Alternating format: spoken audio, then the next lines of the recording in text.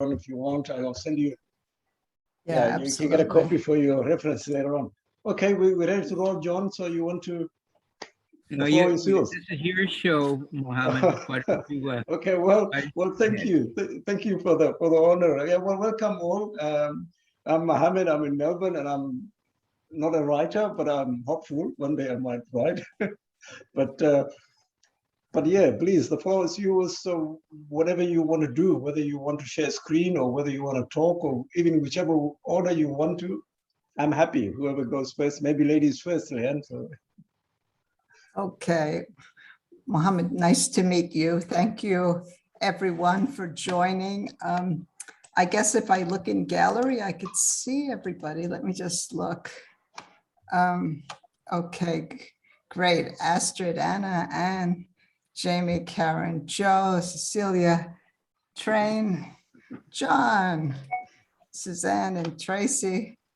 Really nice to have you join. Some of you don't have your cameras on. That's fine if your camera's shy.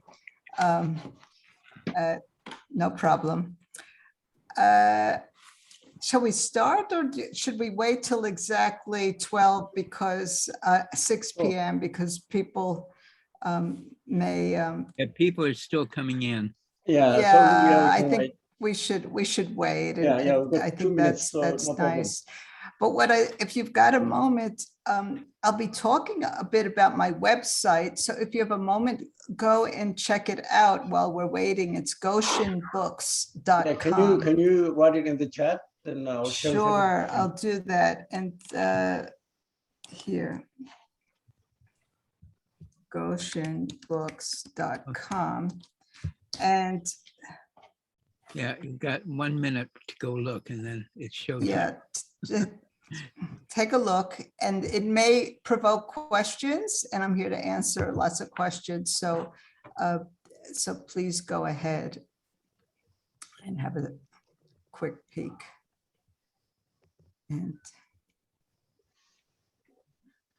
maybe while we're waiting, if you can just say where in the world you're located, that's always fun to find out. So Mohammed, starting with you. Yeah, I'm in Melbourne, Victoria, Australia. We're 2 hours ahead of you because of the daylight saving, but yeah, nice rainy day in Melbourne. So welcome.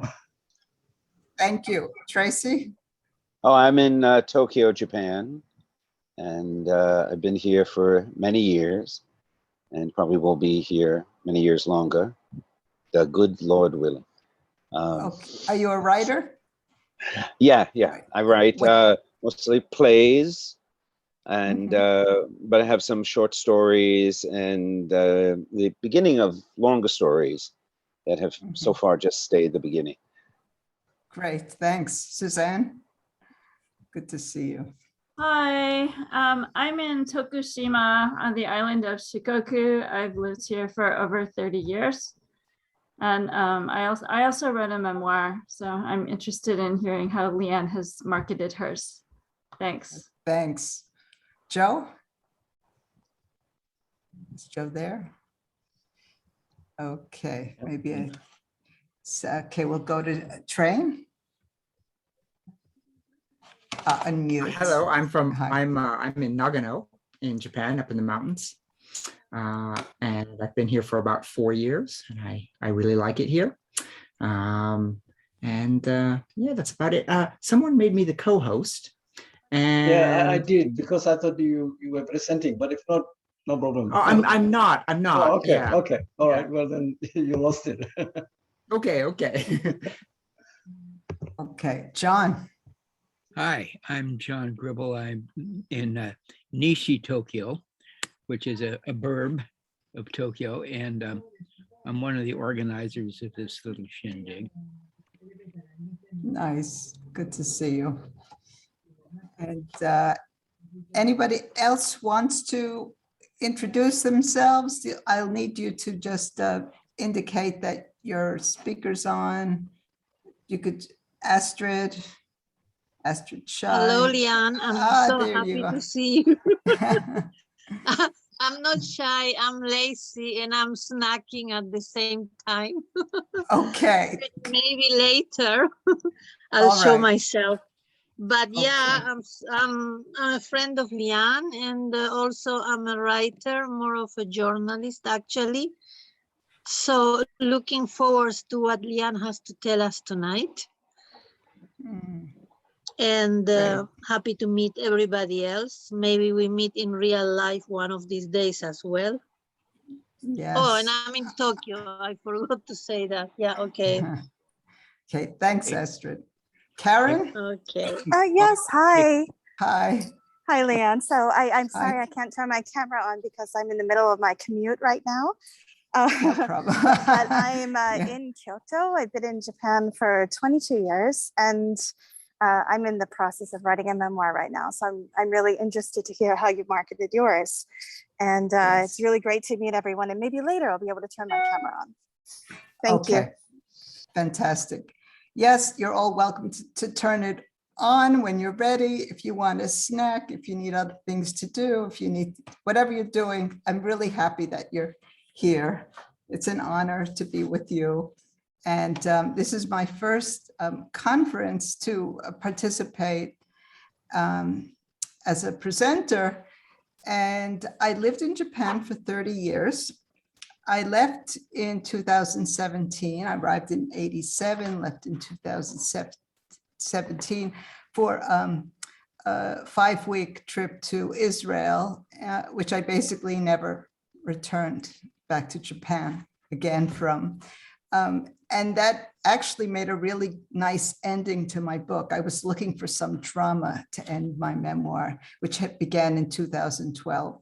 So that certainly did the trick. And today I'd like to talk to you about a little bit about the journey of publishing while I was writing, and how in this process, I have to say, when a book drags, it seemed like dragging on year after year after year, a 9-year process, publishing while you write is a real shot in the arm. It just kept me going. It gave me a sense of gratification, validation that I was hearing people say, just move forward. And as a journalist, this was a very different side to my writing. It was very personal, it was intimate, it was family oriented. And it also happened at the same time that one of my kids was in and out of mental institutions and I was going through a divorce. So there was a whole lot going on in the background of my life that made me vulnerable in a way to too much exposure. And so working with editors actually was a profound experience in realizing that editors are friends. Editors are there to really support our journey, and because they not only believe in us, they share our mission, they share our interests. When we're going and targeting an editor, we're doing it because we read their publications, we read their blogs, we listen to their podcasts. We are already familiar with who and what are their interests. So that was really something that helped me in my process, and I want to emphasize to you that the first step in getting published is really knowing where you want to publish, because those are the outlets that you yourself read, that you yourself are interested in. And I would say starting by making a list of 7, I call them outlets now, media outlets, and they could be magazines and newspapers and podcasts and radio or television, whatever is accessible to you. And I say, I throw in, I don't do radio, I don't do television, but there are people who know, you may know people in the TV industry. So don't be afraid to use your contacts if these are people who genuinely share your interests and are rooted in your success. They want to see you succeed. And that's a huge part of why I'm excited to talk to you today about publishing while you write, because your stories are being told because you want to share slices of your life that will help other people. And as long as you're focused on being of service by putting your stories out there in order to comfort people, in order to guide people, in order to inspire people to take risks or to do things that they've thought about, but they weren't sure if it was a safe thing to go forward and do, now I'm talking from my own experience, making a leap to yet another country after 30 years in Japan. It was a big risky thing. And so I write about that. And I write about being a mother of a child in a mental institution 7,000 miles away from Japan, which was home, being in Israel. I write about these things out of a sense that of being of service to other parents or other family members. And a little aside about that story, which was published 3 years ago in October, was I had no intention of writing about my very private and painful experience as a mother of a child in psychosis. But I was on deadline for the Jerusalem Post with other stories. I wrote to the editor, and she was a new editor. And I said, I'm really sorry, I can't make this deadline. I've got one of my kids in the hospital. And she asked which hospital, and I kind of paused and was hesitant. I said, Eitanim, and she knew instantly. And she said, oh, my brother was in Eitanim. And she said, then she wanted to hear the story. And she said, Leanne, would you write about being a mother of a child in a mental institution in Israel? And I thought, oh my goodness, this is really revealing myself and my story. But as an editor whose brother had experienced the same thing, she saw the value in giving comfort to other parents with a problem that was not that unfamiliar to people in Israel, where there's a lot of trauma, Army post-traumatic stress disorder, where there's something called Jerusalem syndrome, where people come to this country, end up in Israel, and find themselves walking the streets of the old city of Jerusalem thinking they're Jesus Christ. This happens quite a bit. And there's this thing called Jerusalem syndrome, because actually more than 1,000 people a year end up in the mental hospital taking on identities of ancients who they actually are not. So I wrote this story, and the editor made it a cover story with my art on it. And I was just as surprised as anyone that this happened. The fact that it also was published on my ex-husband's birthday was a sign that this was kind of meant to be.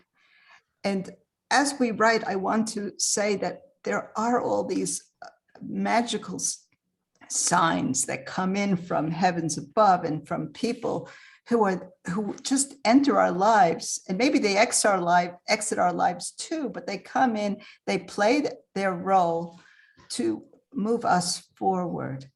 And I'm saying that because there are plenty of times when I pitched stories and they were not accepted. And okay, I wanted a story in the Washington Post, never happened. But I got a story in the Jewish Forward, and being a writer on Jewish topics, that was really an important outlet for me. So what we necessarily want is not what we need. And this was really a very exciting thing for me to discover how editors who were in sync with my subject matter were there to support me, and the same for you, supporting you as you pitch to the editors who share your interest. And then what happens, and this is with excerpts from my book that I would present, and then they would expand upon the topic, asking me questions that I hadn't considered before, or wanting to know private details that I wasn't really that ready to share, but they convinced me of the value in doing so. Or sometimes they didn't, but for the most part, having an editor to discuss things with enriches a story, deepens the story. And so I was able to pitch a story to the Jewish Forward, which is an old newspaper established more than 100 years ago in New York City. It was originally Yiddish. Now it's online only in English. It's really changed.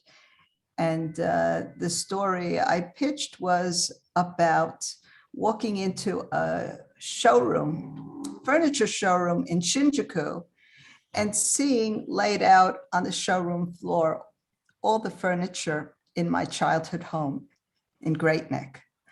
And the reason it was is my parents were European. They married in Canada, where I was born. They moved to New York, and they schlepped with them their Danish modern furniture. And if you're of a certain age, you remember that Danish modern was de rigueur in the 1960s. And unfortunately, my parents passed away, and I don't have any of the furniture, but there it was in the showroom. And I was with a friend who kind of whispered in my ear, "Why don't you buy it? Treat yourself." My mother had just passed away, and this was very, very sentimental to me, seeing her desk there, seeing our dining room table there. And I thought to myself, all right, I'll buy it. Because until now, I've never found it a way of writing about my childhood. I just didn't know how to approach it because it seemed too boring to me. I thought, there's nothing to write. That's always been my take on my childhood. But writing about the furniture, animating my childhood through the furniture, now that sounded interesting. So bought the furniture, and I kind of made a contract with myself. And I advise you to do the same thing, you know, the carrot and the stick. You either give yourself a reward for publishing, or you buy something in advance, it's on deposit, but you know that you've got to come up with the goods. You've got to finish what you promised. So I wrote the story, and I sent it, I pitched the idea, and pitching simply means writing a short letter to a target editor. And again, I was familiar with who the editors were because I subscribed online, and I subscribed to the actual newspaper. And they accepted the idea, they went for the idea. It turned out that my story was published on Mother's Day, the year after my mother passed away. And my mom had loved the Jewish Forward. I got her a subscription to it in years before she passed away. So it had this extra meaning, extra meaning. So go niche, go to these tiny publications because they move your heart, you know, they get you excited. They have relevance to your life. That's what you're really looking for when you're connecting your voice as an author or a creative writer with a particular niche audience. I'd like to say a word about this idea of niche. Because I write on a micro niche topic. not only being a foreigner in Japan, but being a Jewish foreigner in Japan. We're talking less than 1,000 Jews in all of Japan. Oh, there's one. Okay. You can raise your hand too. So writing on a niche topic provides us with a really interesting challenge to really focus and address our subject to people like us. But at the same time, keeping in mind that there's going to be a lot of people who relate to our stories simply out of interest, simply out of curiosity, or because they happen to relate to the storyline, the line of dissonance in a marriage, international issues that come up in an international marriage, and how do you work through them? And so the topic can start out looking like Jewish Japan niche, but somebody in Bangladesh or Holland or Israel, or as I'm finding in Israel, two Jews reading my story about a Jew and a Japanese can relate because of the issue of time. They go, yeah, because I write about not spending enough time with my husband and how that affected me. And then someone, one of the book vendors in a Jerusalem bookstore who's read my book and felt moved by it, said, I'm newly married. He's Orthodox Jew, married an Orthodox Jew, and goes, you caught me on the issue of time. So know that your audience is much bigger than just your niche, but address your niche. It really helps to be targeted in that way. I would like to turn it over to you to start asking questions, because we have, I believe, about 30 minutes. And I'm sure you do have a lot of questions about the writing process, the publishing process. And as I said at the beginning, the website presentation process, because your website is your shop front. It's where editors go or other writers go to check out who you are, and you put your best foot forward. You show what you've done till now. You get them excited and with a feeling that they could trust in who you are, because they get a sense of your writing style. So take a look after at my website, goshenbooks.com, GOSHENBOOKS.com. And I hope you'll get ideas, or even while we're talking today, you might want to take a look and then come back with questions, because under a section called press, is it called press, Laura? What did we change the name? Articles and reviews. You'll see that I've put a lot of the stories with links right there, the stories that I'm talking about now.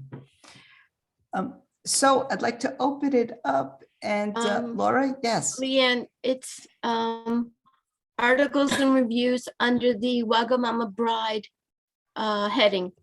Okay, thank you. That's all. Sure. And Wagamama Bride is the name of my book, self-published, independently published.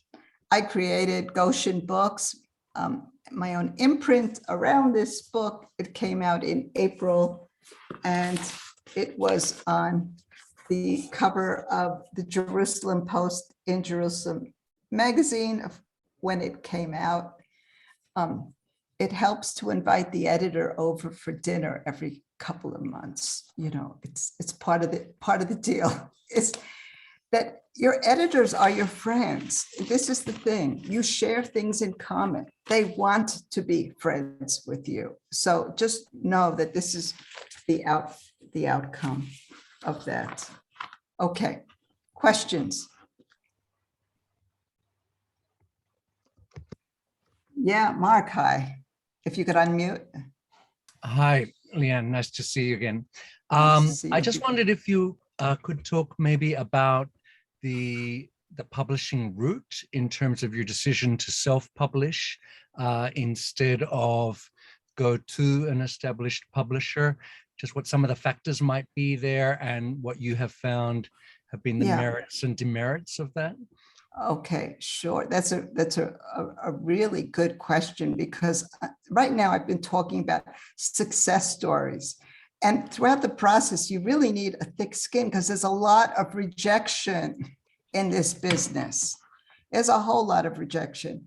And so I worked with a book proposal coach for a couple of years. And it was she who actually got me onto publishing excerpts. She said, you must do that. That's number one. She prepared me for writing query letters, which I did. I sent out about a dozen, maybe more, but at least a dozen. I heard back, I got 3 polite no thank yous. I got a tantalizing, we gave it a lot of thought, but sorry, and the rest I didn't hear from. And in that process, I must have spent 5 or 10 hours on each query letter, maybe because I'm obsessed. I don't know why, but I felt like I had to know each agent that I was pitching to. I wanted to make sure that they were a fit. I wanted to know what books they liked. And I wanted to tailor each letter to their mission, or so I thought. But let's face it, let's go back to Jewish Orthodox Japan niche story. It's not going to sell a lot of books in their mind. They're not going to, even if they found a top 5 publisher, Random House is not going to push this book. It'll be somebody's pet project, and it would still be the author's job to promote their book almost 100% in this day and age. And in Japan, I had the good fortune of knowing enough authors. Suzanne's there. I'm seeing other people here, seeing enough writing, wonderful authors, and seeing how hard they had to work after their book was published to get their story out. And I thought to myself, wait a minute here.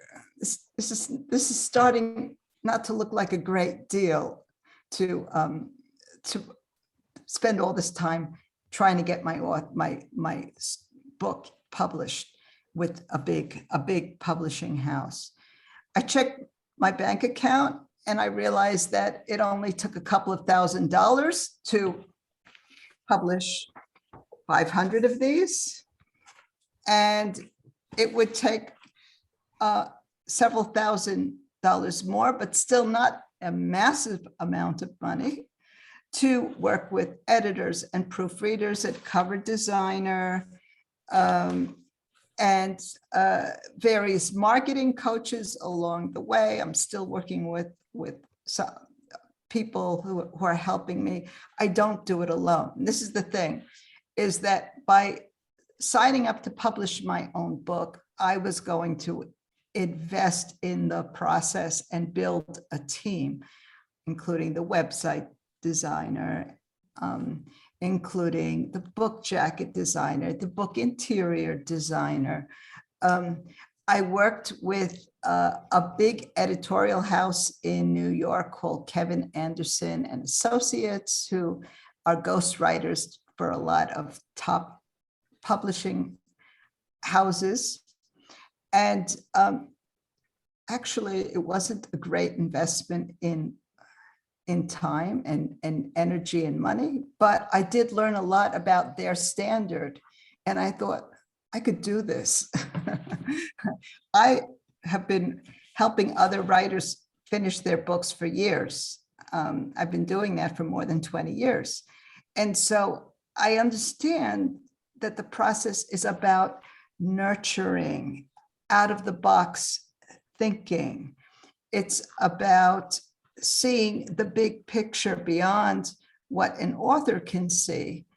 And so if there was one thing that Kevin Anderson, my editor there, helped me with, he saw that the benefit of writing about the two voices inside my head that were at odds, the voice saying, stay in marriage, stay in Japan, and the voice saying, you've got to get out of here. There's a bigger stage for you, and we've got to find it, but it's not in Tokyo. And so this book is really about those two voices in my head, thanks to that Kevin Anderson editor. Was it worth spending $5,500 for that piece of advice? Yes, because I paid for it. So I don't want to feel bad about it. I want to appreciate it. And so I say, yes, it was worth it. And I learned about their standards. And I also learned about my own standards in what I want to give to other writers when I coach. John, am I going off on, because let me get back on track with you. Mark, sorry, Mark. Yeah. Yeah, no, that's it's just interesting because obviously with self-publishing, you have a lot more creative control. And I have quite a few friends here in Kyoto as part of the Writers in Kyoto's group who have had frustrating experiences with some publishers because as soon as their manuscript was turned over, it's kind of out of their hands in terms of the look of the book or how the book turns out. So I guess self-publishing, you have creative control all the way through, but as you just said, you really invested in the process. So it became a huge learning curve for you, which is fantastic. But I want to say, Mark, I wonder, that this is not my first book, and I should say that I've independently published 6 projects. This is The Genesis Way, which is my deck of cards and guidebook. I'm an art teacher, an art coach. And so this was published in 2007. There are other books which you could look on Goshen Books and see that I've done. So I've been involved with other people's books, and I even couldn't, this is like another person to me. The artist person is not the same as the memoir person. So I had to get over myself and just say, okay, I'm gotta be as diligent in publishing myself as I am with publishing other people. And there is that inner saboteur that has to get out of the way. I have to tell you, this is something big time.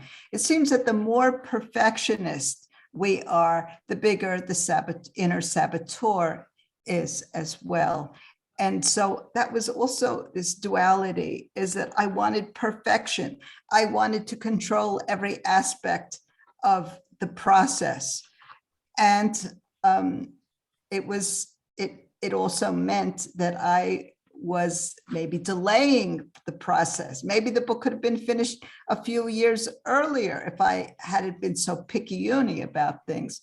But in the end, everything, as they say in Jerusalem, is min hashamayim, it's from heaven. And so the timing was perfect. It was absolutely perfect. And patience, as writers, as authors, we're constantly battling with our impatience to get things out, to get things done. And I can say, as I look back on a 40-year career as a journalist, that's one thing I had to learn is patience. The things would happen, but they wouldn't happen when I wanted them to happen. They happened when they needed to happen. And so don't give up for that reason. Thanks, Mark. Laura? Leanne, I'm curious about the ending, because how many years did it take you to write the story? And then did you know going into this that you would end up in Israel? Oh, no. In 2012, when I started this project, the only thing that's changed, that stayed the same is the name, The Wagamama Bride. That name became my guiding light, my North Star. because Wagamama means selfish. And so here I was, this growingly Orthodox Jewish woman who'd married a Japanese man at a time when Judaism hadn't meant a whole lot to her. And suddenly, with the arrival of two Orthodox Jewish families, Chabad houses in the year 2000, suddenly things changed. I'm wearing a hat, I've got long sleeves, the whole story, inward and outward, changed. So in 2012, when this began, I was going to write about that journey with gratitude for my newly passed father-in-law. He just passed away. He was the patriarch of the family. And this book was meant to be a tribute to him. That was my objective, because I felt this hole in my heart, and I felt the hole in our family life, because he had been such a light to the Wakabayashi family. That was the starting point. Within a few months, what was happening too is I was suddenly a mother with a child in a mental hospital dealing with psychosis, splitting the fabric of our life apart, having a younger child at home who needed my attention too. And writing became this outlet, this island of sanity to write and journal on what was going on. It was not meant for anybody else, but it kept me going. It was the much needed distraction at a very turbulent time of my life.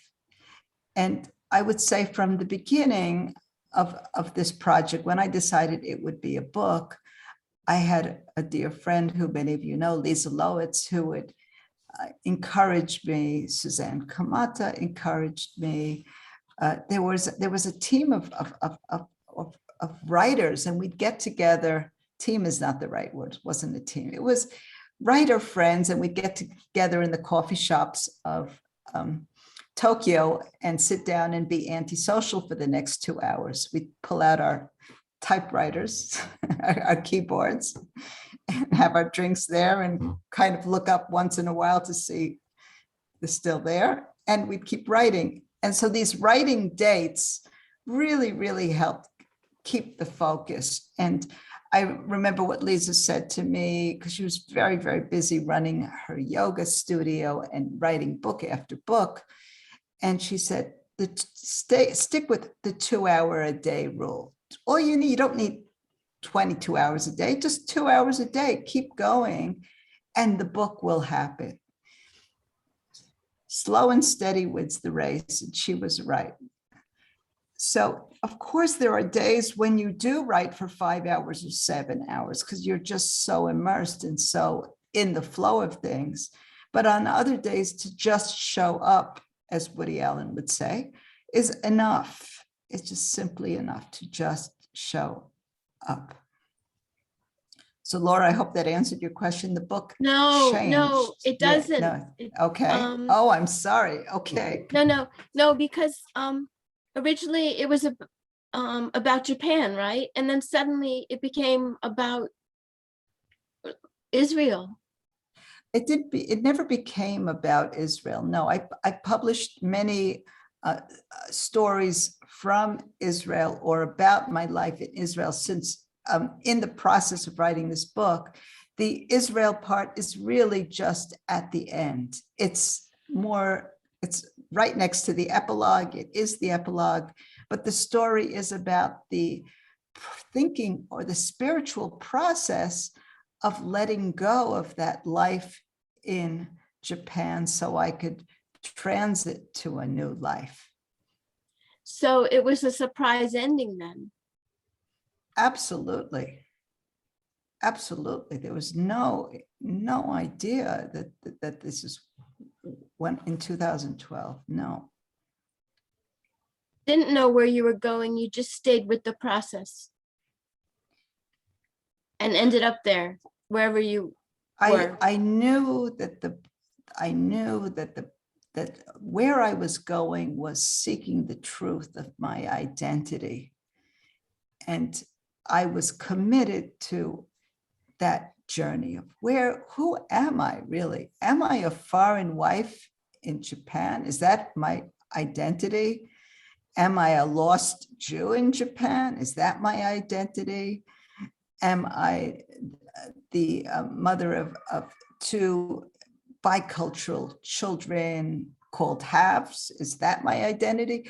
I was seeking, and this book is very much a kind of walkthrough of these questions, seeking answers to these questions as I go through the stories of my life, as I explore the stories of my life with the reader. Thank you. That's very helpful. Can you just say a word about integration? How it may have helped you integrate the bits and pieces for your, for your family and for yourself? I'm not sure what you mean. By a Jewish identity, did that help you integrate your past with your present in a sense?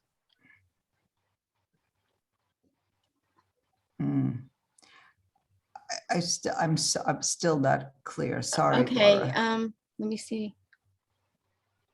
Is it- You passed on your Jewish heritage to your children through this Yes. process.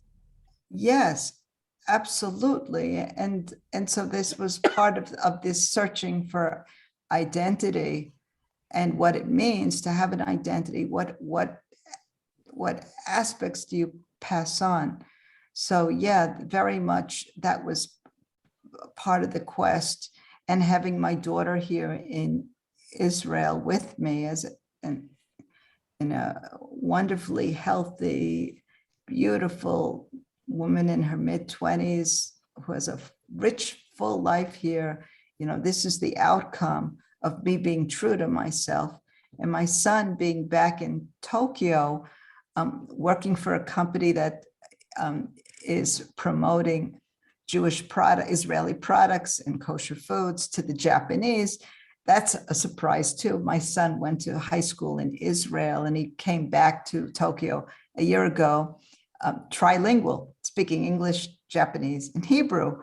And so he's very much, he's very comfortable with that identity. So I think that was it. The discomfort I felt with my identity that I worked through, I didn't want my kids to go through that. And so my story very much was seeking ways that they could be proud of all change in their DNA and integrate it as they saw fit.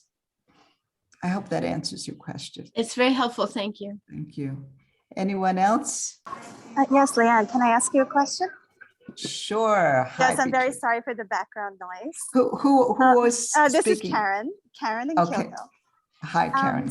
Hi. So you talked about sharing your story along the way in the process, but I'm wondering if you could speak a little to how you choose how much of your story to share and at what points would you share? So what I'm wondering is, you know, if I'm sharing along the way and then when the book comes out and people say, well, I've read that already, I want to give them something new, of course. So how do you choose which points to share along the way? And how would you do that? I've never heard people say, I've read that already and I'm bored with it. No, or that's not been my experience at all. So I want to just kind of say to you, don't worry about that point. How do you know that waku waku word, waku waku makes you excited. Something will happen in your life that triggers a desire to get a story published at a certain time. Go with that waku waku feeling. It could be around holiday seasons that something triggers a memory. It could be around, like me, the furniture. It could be something in your life that just passes through before your eyes, or an encounter with somebody that triggers a memory. I would say the waku waku feeling is essential in order to be persuasive to an editor that you're really excited about writing this. So sorry. So you're talking about kind of I don't know, if you're talking about a blog, like sharing inspirations along the way, but not necessarily incorporating those exact points into the story. So it's just the surrounding elements of your story. No, you can do both. You can do both. You could actually, there's a Jewish website called Chabad.org. They've taken 7 excerpts from my book, and they've had me tweak them because they say the reader doesn't know the beginning and the end of the story, so just fill them in. And I've added a paragraph at the beginning or a paragraph at the end, but basically they've taken it as it is. Look, Karen, if you watch a good movie trailer, does that turn you off to the movie and say, I've already seen the trailer? No, thanks. No, it makes you more excited. It makes you more excited. So don't worry about that. Just think of every story that you put out from your book as being a trailer. Tracy, thanks. Thank you very much. Maybe Beatrix was before Oh, me. with Beatrix? Okay. Thanks. Yeah. Okay. Oh, okay. Thank you. Yeah, my question is, you have been working with one or more editors, and I wonder what was the biggest advice the editors gave you? For example, did they point out redundancy sometimes, or did they say, do this in a wide, be shorter about this theme, or expand about this? Or yeah, I would be interested what kind of reactions you had from the editors and which reactions were the most helpful. The part about redundancies is copy editing and proofreading, and they hand that over to somebody else, and I go to Grammarly, or I ask other friends to check my stories before I send them out to catch those things. The kind of conversations that I have with editors are more on the emotional waveband, that we're talking about the vibe of the story. Oh, I see. Mm-hmm. That's interesting. That's really, because that reaches the audience. That's what people want to know. I've just written a piece for an online magazine called Global Jews. I've never heard of this publication, but I got that waku waku feeling when I saw Black Jews and Chinese Jews and African Jews and South American Jews, all kinds of Jews from all over the world. And I saw, my story belongs here. So I could write to them with that waku waku excited feeling. And I said, is there something particular you want me to write about? And they said, we want to hear about your Japanese son's bar mitzvah in Israel. Tell us about it. So having this kind of conversation with them, asking them, what do you want, is probably the most important part of the exchange with an editor, and then delivering what they want, really hearing, taking notes. And going back and asking them questions. Don't be afraid to go back for clarification if you need more advice. Yeah, thank you. You're welcome. Were you happy with Grammarly? Grammarly's great. Grammarly's great. Yeah. Tracy. So thank you very much. I'm really enjoying what you have to say and getting a lot from it. Thank you. And writing a memoir, even a fictionalized memoir, there's a huge dichotomy of being Jewish and being Japanese in terms of what I've seen, because my wife is Japanese, of what you share. So Jews tend to be very confessional, strangely enough, and Japanese are not. I mean, even I was at an airport, and someone, who I've never met before, sat down next to me waiting for a plane, gave me her life story, mostly all the bad, in 20 minutes, and then bye-bye, never saw her again.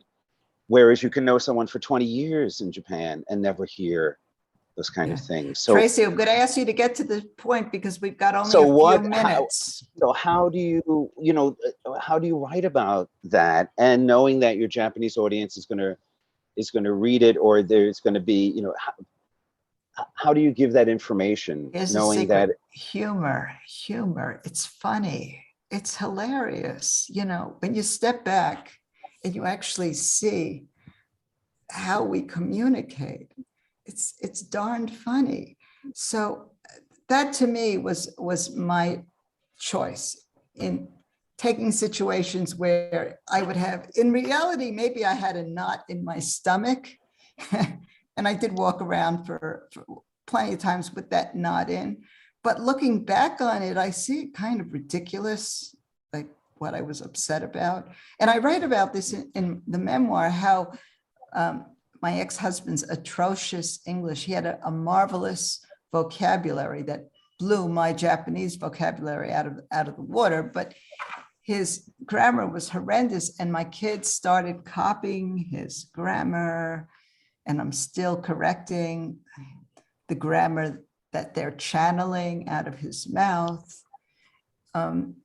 And so what I did in the book, which I found very cathartic, was I wrote his Japanese English just as he used to say it, which, you know, I'm very exciting to meet you, that kind of thing.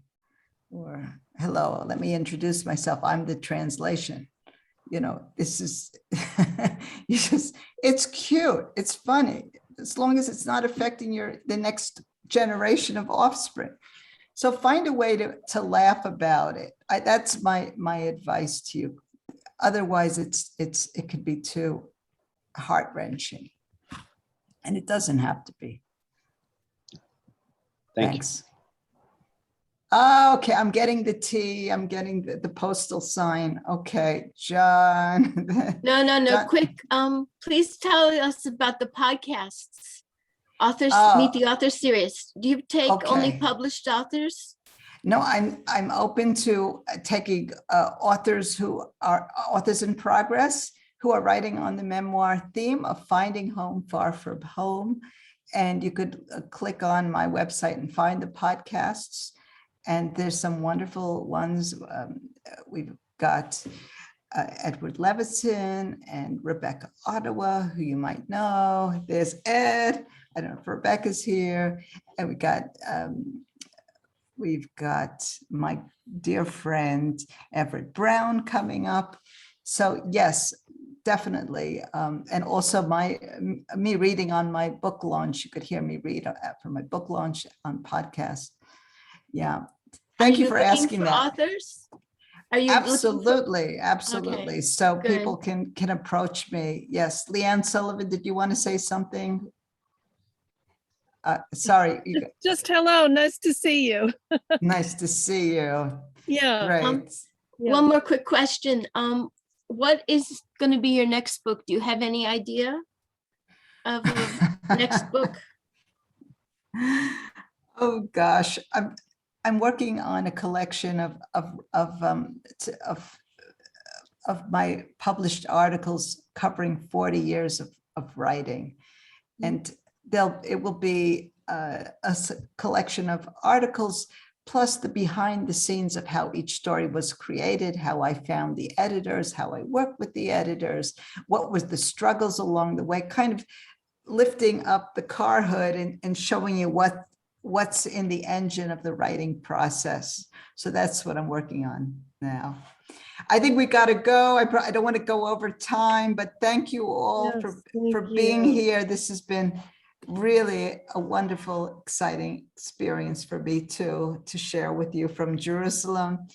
And I wish I was in Japan, but we'd all be on Zoom anyway. So yeah. Okay. Thank you. Thank you. Good to see you, Beth. Bye. Bye, Suzanne. Bye. Shabbat shalom. Bye. Shabbat shalom. Thank you. Thank you. Bye. Bye. Well, don't go away. John, yeah, do you want to say something, John? But yeah. No, just thanks to both you and Leanne, and people stay seated. There's more to come. I'm going to be dipping in and out over the next couple of hours because I want to check in with the other room too. So, but and of course, I hope to see all of you over the next couple of days. Tom Baker, who I see on the screen right now, has got a wonderful presentation coming up on Sunday, right? Yeah, and Yes, that is Sunday afternoon, early evening, I guess, around 3 o'clock. yeah, he's going to be teaching a very important life skill, and show up for that. Yeah. Okay, thank you. I'm going to sign off here. Bye. Thank you, Leanne. Thank you very Okay, much. bye, Thank Leanne. you. Bye. Bye, Thanks Leanne. very you. much. Bye-bye. Well, Okay, I'm going to next- check in on my other room, so I'll be back in a little bit, Mohammed. Let okay, me thank in. you. Thank you, John. I think we will welcome David Brennan in a minute. So David, whenever you're ready, we're all ears waiting for you. Okay, I guess we should wait till 6 Yeah, to yeah, I start. just want- Is that okay? Yeah, Yeah, let's do it. Oh, shall we check the PPT and see does that work? Yeah. Yeah, it should. Yeah. Just while we're waiting. Okay, I'll put on the video as well. I don't think the video. Can you see me? Okay, there is. We can see you Yeah, clearly. You look good. we could for a minute, but then now you're gone. Gone? No. Now you're gone. Oh, do you see? Yeah, David, you there on the screen one. Yes, I'm actually standing up because I've injured my back, so I can't really sit down. So I'm just worried if the angle is a bit weird. Let me turn on the lights. Hold on a second.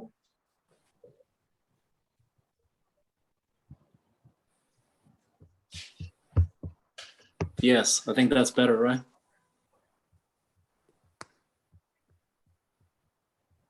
You can see me now? Yep. Okay. All right, let me share the screen there. Hold on a second.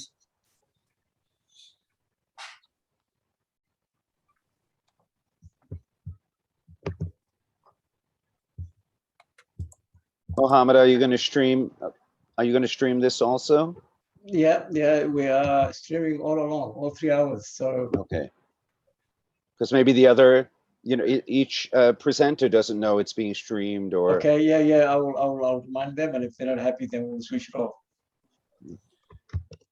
So, Mohammed, can you see my an image on my screen, the PPT, and also can you see me? I don't think you can see me, right? We can see your name. Just the name. Okay, I don't think we can change it. I'm doing it on an iPad. Perhaps that's the reason. I don't know. No, I won't say anything about Apple. I'll just say we can see your name and your presentation. But if you want to use the screen wide, that'll be even better. But otherwise, this is good. Yeah. I'll put it wide in a moment. For at the beginning, I'll just say hello and show my face, and then I can share. I can start sharing the PPT. I think if we set it to speaker view, then it will show, whatever you're sharing and the speaker and whoever's speaking. Okay, all right. So that's each person's screen. They can, yeah. Yep, done. So shall I try it again? Yeah, okay, please.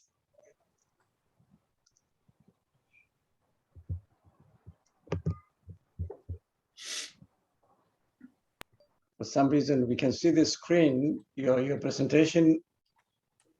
So it's either one or the other. I'm not really sure why it's the case. So I think, David, if you speak, then we can see you. Can you, how about now?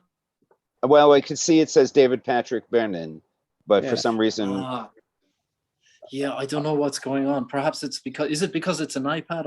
I don't know. I saw you before when you did it. I saw your face, but I don't know why it's just coming up as your name now. Yeah. Let me think. We've still got a few minutes if you want to try again. Let's see, view option. Oh, okay. No, that's my. Okay, what I can, yeah.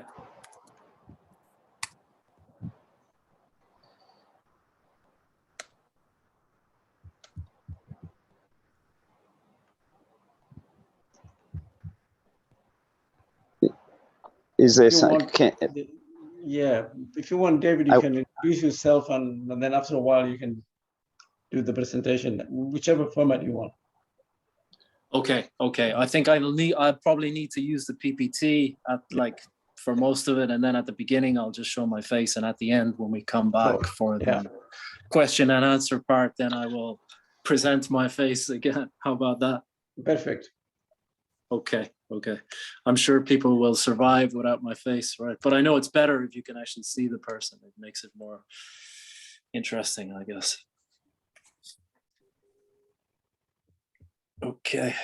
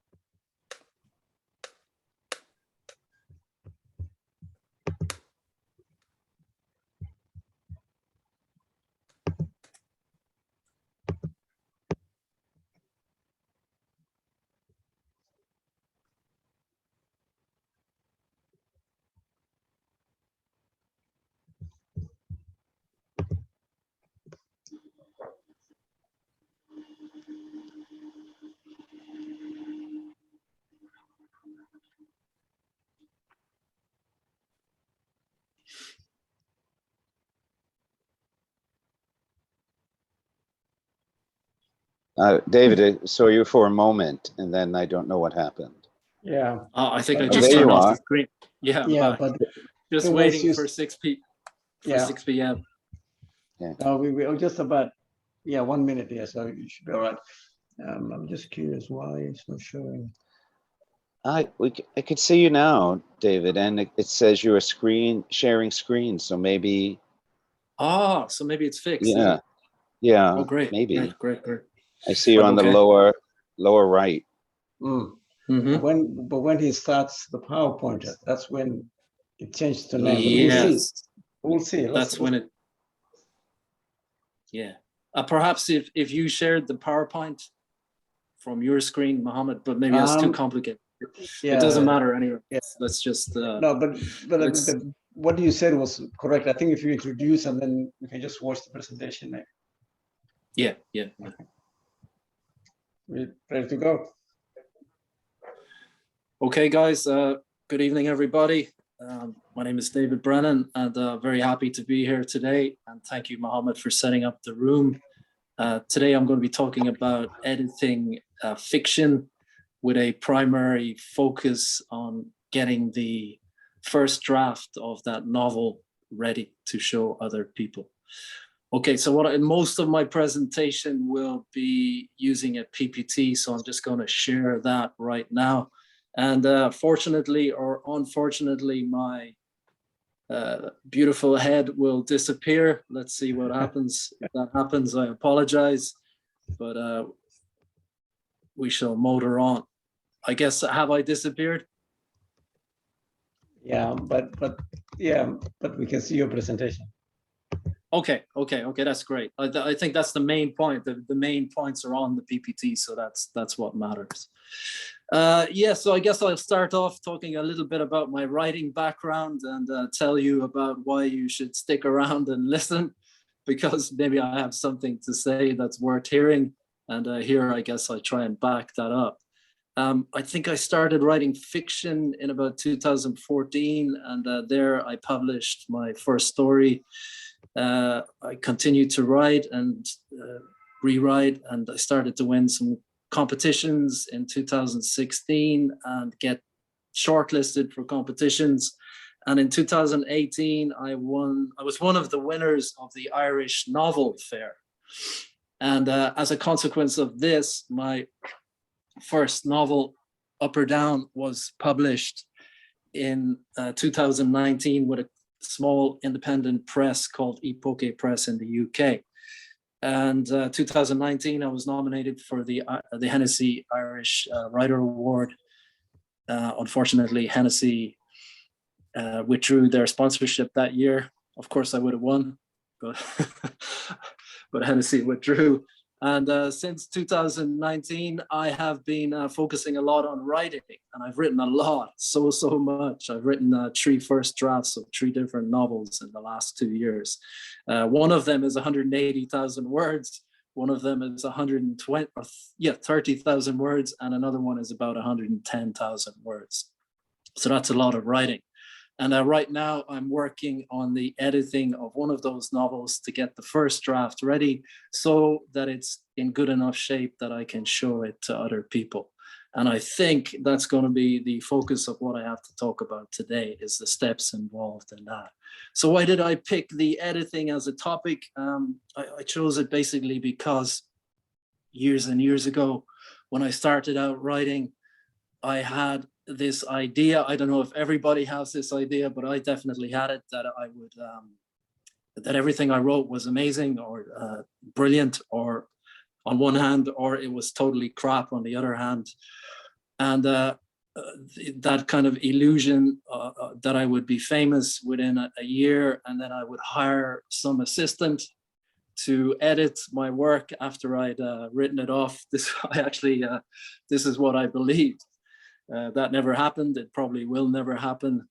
But over the course of the last 10 or 15 years of writing, I have come to love the editing process, and come to realize that it is in the editing that the real kind of writing takes place. So that's why I chose the topic. For me, it's one of interest. So let me tell you just a little bit about how I write the first draft. I write very roughly and quickly without care for mistakes. And I just keep going. I don't care if it's crap. And when we write, I guess we all have a creative part of our brain, and we also have that critical part of our brain, which tells me anyway, that, what you're writing is crap, give it up, this is bullshit, just stop. So if you're experiencing that, if the critical part is greater than the creative part, then I would suggest a book called The Artist's Way, which is written by Julia Cameron, which is a great book for getting into the physical exertion of writing. And I use those words carefully because I think writing is a very physical thing. It was for me, at least. I had trouble sitting down and keeping still, and I had a lot of trouble with discipline. But as I said, I just said there that sometimes I go back when I write. I don't write continuously from the beginning to the end, because sometimes I don't know where to go, right? And going back helps one to go forward. So the editing, like if you write something, then you go back and edit it, and you spend an hour or two just going through that drivel and correcting it. Something in that drivel can pop up and extend the storyline in a new and better direction. So at the beginning, it's kind of like a non-linear process. It's not straight the whole way. And one point I would like to emphasize here, and which I will refer to a few times during this presentation, is that editing is thinking time. The time you spend editing is not wasted. I used to think it was kind of a waste of time, and that my future assistant or secretary would take care of all that for me. But it's kind of thinking at a deeper level. It's a meditation on the novel itself, I think. So editing can be broken up into 2 main areas, I think. One is the structural, and the other is the surface level editing. And in my presentation today, I'm going to focus mostly on the structural editing. I will talk a bit about surface level editing at the end or towards the end of the presentation. So like this at the surface level editing, like sentence level, voice, working with other people, and picking out the overuse of certain words and so on. But in terms of the structural editing, I will talk about stuff that you can do to prepare before you go into re-editing that, the bones of the first draft that you have. And then I will talk about some ideas or tips that you can use while you're editing that first draft. Okay, so the first thing I will talk about is to write the synopsis, right? Even if the novel is not clear, even if you have, you know, conflicting ideas about what the novel is about, I think this is a really, really important thing to do, is to write out the synopsis. This, of course, will depend on the type of writer you are. I know there are some people who plot out every part of the book before they begin writing, and those people are called plotters, I think. And then there's people like me who are pantsers, who follow the story as it evolves. I think Stephen King is a pantser, and I believe definitely that Cormac McCarthy is a pantser, just to name two writers. And then we have the third category of writer, which is kind of like a hybrid love child between the plotter and the pantser. And this person is called a plantster. And the J.K. Rowling, I believe, is a plantster. This is somebody who has, you know, a vague overlying story arc. And then as they go along writing, they get new ideas and they change it, and they follow it and develop it. So what we have here at the moment is the bones of a first draft, right? So when you're writing the synopsis, you got to think about what is the main theme? What are the themes of my novel? What am I trying to say? What's unique? What are the selling points? And basically, if you can break down the novel into an elevator pitch. So the question might arise, why? Why should I do this? And the answer to that question is that when you are re-editing that rough first draft, it will give you focus. A lot of focus, and because it helps to pull out those major themes in your novel. And also, if you have trouble with the plot lines, it will help to identify those problems as you're editing. Now, if you're like me and the plot is sometimes difficult, or you mostly write character-driven plots, then I recommend this book called Saves the Cat Writes a Novel, which is an excellent short book about common plot lines, which you can steal, which you can use, which you can manipulate and twist into something that works for you. It's a really, really interesting book. Also, writing the synopsis first gives you an idea of the characters. Who are the main characters in your novel? What are the character problems? Are there too many characters? Do you need to get rid of some of them? Do you need a new character? Are the characters' voices consistent? So writing the synopsis will definitely help you to focus on those points when you're re-editing. And also you will encounter scenes that just don't work. They don't fit into the overlying narrative. Something's off. They can be changed, they can be executed, they can be gotten rid of, whatever you need to do. And we all have blind spots. So writing the synopsis, I think, helps to, or gives you the tools at least to identify these blind spots when you're going through the novel. And a lot of this comes down to trusting your gut. You know deep down when something is wrong, and it might take a lot of time to admit that, but you will know. So here's a quote from Stephen King on writing. His novel, or his book on writing, is an excellent book for anybody. I'm not a huge Stephen King fan, but this book is great. And here's a quote from him. He says, "I never hesitate to ask myself, either before starting a second draft of a book or while stuck for an idea in the first draft, just what it is I'm writing about. Why am I spending all this bloody time stuck up in my room or stuck in a coffee shop when I could be blah, blah, blah?"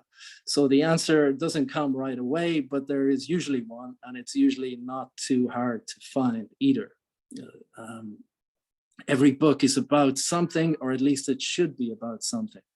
So you need to find what that is before you go back and re-edit the first draft, because it makes it all clearer as you edit. But the bad news is that it may necessitate big changes and revisions, right? Nobody wants to hear that. I certainly don't want to hear that, because I am by nature lazy, and I don't want to go back and make those changes and make those revisions. And also pride comes into it, right? Because you have to admit, okay, maybe there's a problem here. Maybe I need to change something. Maybe this character doesn't fit into the whole book as a whole. And you have to get rid of him, even though you love this character or her. So tip number 2 is let's say in that first kind of rereading after you've written the synopsis, you discover that there's some problems, like could be a plot problem, but let's say it's a dialogue problem, right? The dialogue sounds flat. And I read a book recently that was published to great acclaim. I'm not going to mention the name, of course, or anything like that, but the dialogue was just absolutely terrible. I don't know how it was published, but it was, and the book sold a lot of copies as well. But if you discover there's a dialogue problem in your book, what do you do about it? Of course, nowadays there are unlimited resources out there on how to improve any area or aspect of your writing. Go do some research, equip yourself, come back with these tools, read some dialogue in a book that inspires your book. Maybe no book inspires your book, but I don't believe that. I think every book is inspired by some book, and you need to understand what that book is and find out why did it inspire you. Was it the dialogue? The dialogue is excellent. Can you borrow their techniques? Can you go into the re-edit well prepared? So if you discover any problems, take some time off, research about them, and then come back into the re-edit prepared. The third tip is related to time. Now, this is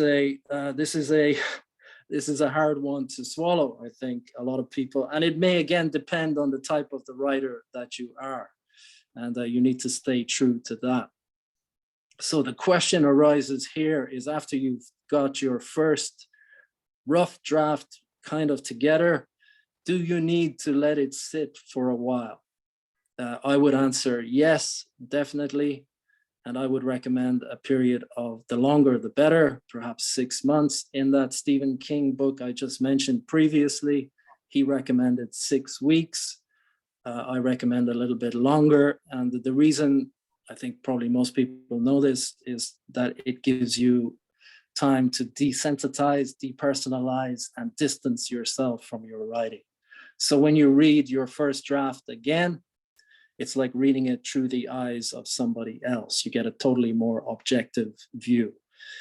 And if you do take time off, of course, you can work on other projects. I think that's a really good thing to do. Or you can read as well, books that are a similar genre to yours. Read them with a pen and highlight and notice what makes you laugh, what makes you cry. Notice the dialogue, what works, what doesn't work. And then when you go back to read your own first draft, do the same thing without changing anything. Just read through it. Okay, so those are the kind of 3 tips before going into the re-edits of the first draft. So you've done all that, and you're going to start the editing. And again, this will come down to what kind of writer you are. If you're one of those plotters or pantsters or plansters, you need to get some kind of outline of what the novel, the structure of the novel is. And what I do is I go through it quickly. I read each section, and then I summarize each section with 1 word minimum or 1 sentence maximum. What is that chapter about? Now you can put this on a Word document. I prefer to do it on sticky paper. I put down an array of sticky paper on the wall, outlining the structure of the novel by chapter by chapter. Why do I do this? Because I can visualize it. It's right there in front of my eyes. It's better to put it somewhere where you see it every day. I recommend your bedroom. And therefore, when you wake up in the morning, it's there. When you go to bed at night, it's there, and you can see it. And if you have a sudden idea, you can move it around. And this will help you to identify weaknesses or problems that hinder the flow of the work. For example, here's a visual of what I'm talking about. So we have a work here with 20 sections or 20 chapters. Chapter 1, Jack is born. Chapter 2, Jack speaks. Chapter 3, Jack walks. Chapter 4, Jack goes to school, and so on, all the way down to chapter 20, when perhaps Jack kicks the bucket. So this gives you an interesting perspective of the space and time of the novel. So what if you moved around section 20 to section 1 and started off the novel that way? It's a little bit different. It gives it a twist. So this happened to me with the novel I'm currently editing at the moment. Down around 18 or 19, around there, I had a section and I wasn't quite sure where it was going to fit in, but I've just found the answer, and it works perfectly as the epilogue. Sorry, no, the what's the one at the beginning of the book? Epilogue is at the end. Prologue. The prologue, yes, thank you very much. Prologue. The prologue, That's yes. okay. The prologue, yeah, so it works perfectly as the prologue. Now, did I come up with that? Did I know that while I was writing? No, I did not. I'm not a plotter. I'm the pantser people, or whatever they're called. So my unconscious brain sometimes is much more powerful than the conscious. So I think this tool is very, very, very, very useful. You can move stuff around and get different ideas. Okay, of course, I think there are software apps like Scrivener and stuff like this where you can do this easily, but I prefer the old-fashioned way with the paper and the pen and sticking it on the wall. All right, so then what do you do next, right? So again, here, I think the process is a little bit non-linear for me. I'm reading and editing different sections, not necessarily in order. I've identified some problems. I'm working on those problems. I'm jumping back and forth. And again, I want to emphasize here that the time that is spent editing a piece can definitely lead not just to better like sentences and paragraphs, it can lead to breakthrough ideas which can save your novel. So the editing time is not a wasted time. In fact, I think it's an extremely creative time. And sometimes the best writing that I do is during the editing process. And I'm talking about this before you show it to anybody. For the moment, give yourself permission to avoid, focusing too much on any sentence level stuff. And tip number 3 is for me, it has been a profound and a very useful tool. And I guess a lot of people might not like it because it's not environmentally friendly, but I am worried a little bit more about my novel than saving the trees at the moment.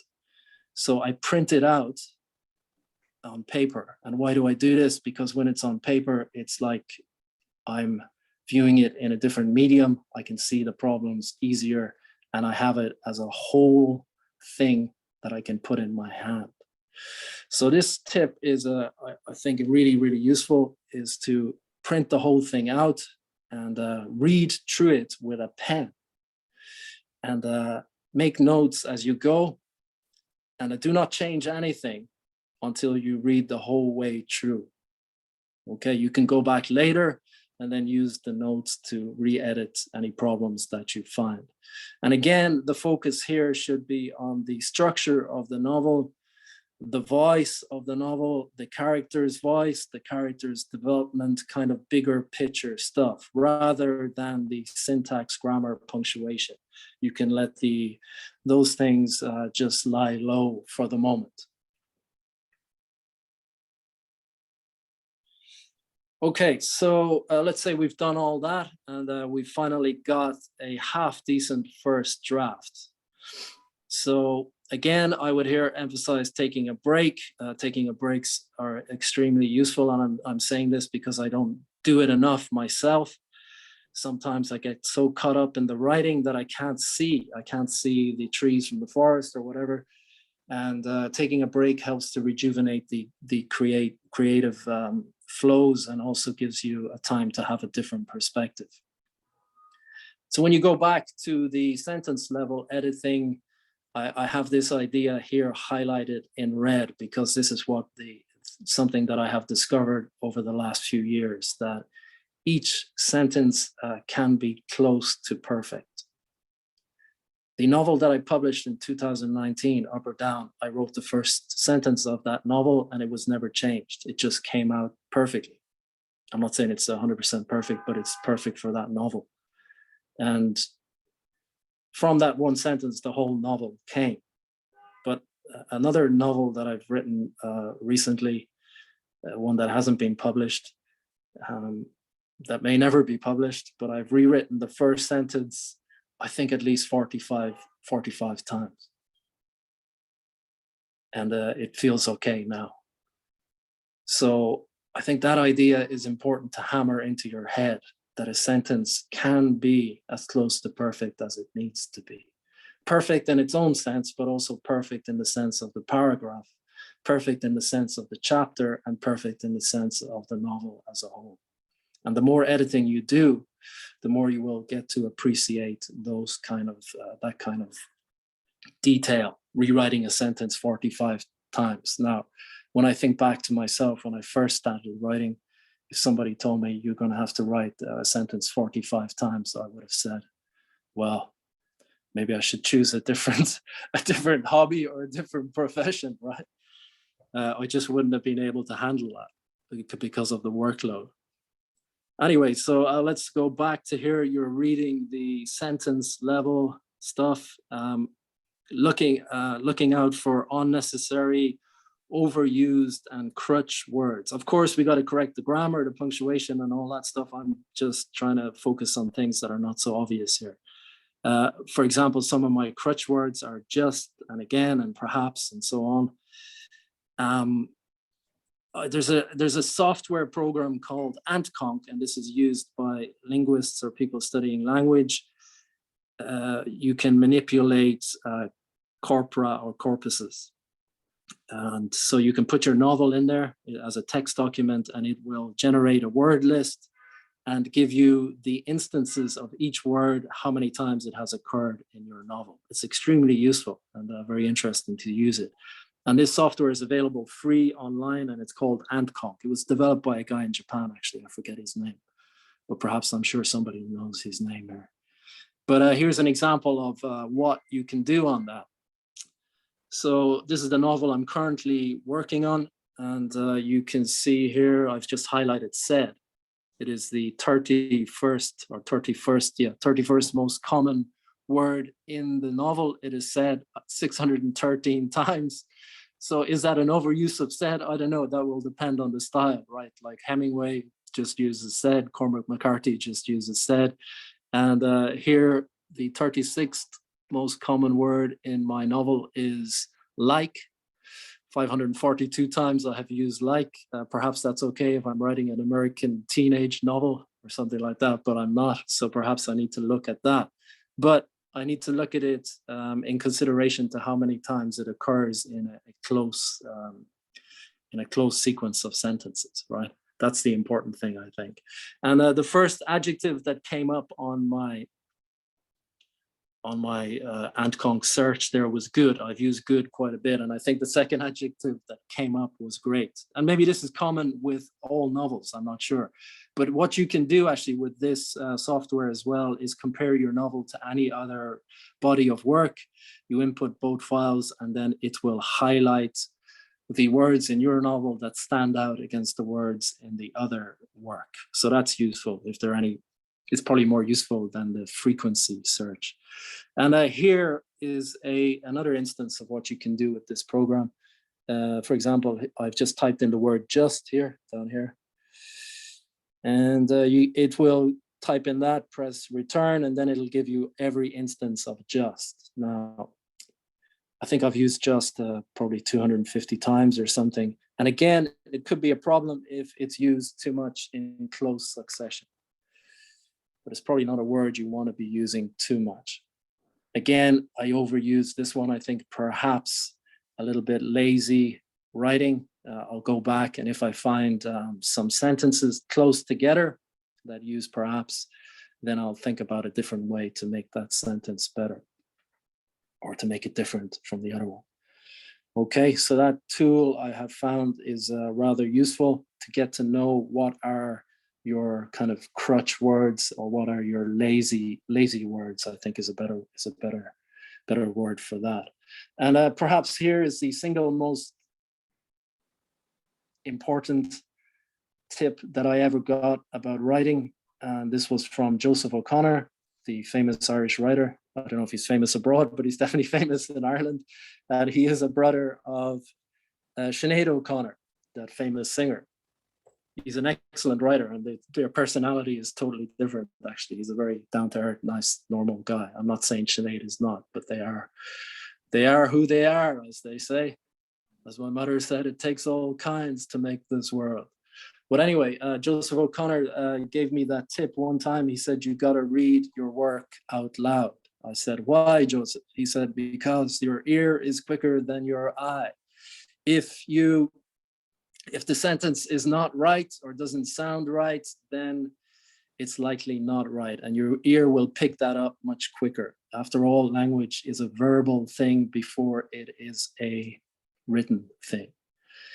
And this will help. Of course, I'm talking about this is a later kind of final touch on your manuscript when you've got the first draft kind of ready, when you've got the plot ready, when you've got the characters ready, when you've got the overlying themes ready, then this will help to perfect it and to make it better, step it up at another level. And from my perspective, it totally works.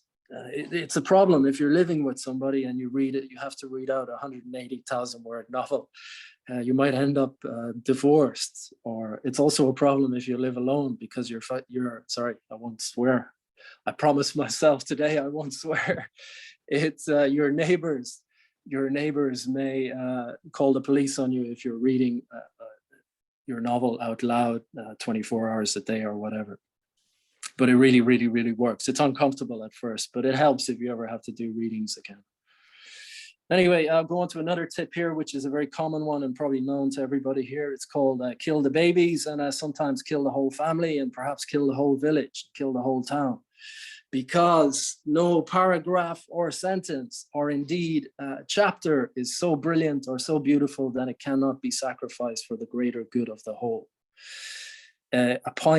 An example here is the novel that I published with Epoche Press. I had this expression in there, and it was a recurring expression throughout the novel, and I loved it. I really loved it. I thought it was like so lovely, so beautiful, so smart, and so deep.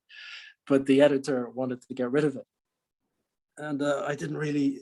I had trouble letting it go, but I did let it go in the end. So, but I can see now that he was right, because I can use it in the current novel. So maybe you can kill your babies, but you can revive them again in the future. That's an important point to remember. They're not dead forever. Yeah, we all have to get used to cutting. And I think this is an important point here, is you be kind to yourself in the first drafts, where the creativity is the key. Turn off that judgmental part of your brain, put it in the cupboard, lock the key, and just let yourself be a slob on the page. But when you come back to the later on drafts, you got to be hard on yourself, where reality is the key. So yeah, I think that's an important distinction there. All right, so let me summarize some of the main points here. That the first draft is now ready, hopefully to show some others. And what I like to, as I said at the beginning of the presentation, that so much of writing is editing. And learning to self-edit is a crucial part of writing. The good news is you can take your time with it. And once you get that first draft ready, then send it out to some beta readers. If you're lucky enough to have beta readers, send it out to, if you're lucky enough to have a publisher who wants to actually read your work and go through it for free and give you advice on it, and spend hours, laboring over your madness, then I think that's a really lucky thing. And I feel lucky that I had that. And you know, it pays to listen to somebody who is invested from an objective perspective. Okay, so let me also here talk about I think there are 3 fundamental concepts that I've kind of touched on today. I like drawing triangles and diagrams, forgive me. But the first one here is the outside opinion. I will talk about that in a moment. I'll come back to it. Second one here is time. I've talked about that. Take time off, leave the novel sit for 6 months. Now I've heard people say that once you do that, then you lose the momentum. And I think that's true when you're making the very, very, very first draft. But once you've got a decent kind of first draft, I think it's a really good idea to let it sit. Let it boil, let it simmer for a long time, then come back to it. And the final point I would like to emphasize there is that editing is a pain in the ass, right? It's a continuous effort and a process, and it's hard work, but also it's a very creative process, and it will definitely help your writing overall. Now, let me tell you a little story here. I was living in Cork in Ireland in 2016. Currently, I'm giving this presentation from China. Suzhou in China, beautiful city here. Marco Polo mentioned it in his travels. But in 2016, I was living in Cork, and I was lucky enough to be invited into a small writers group.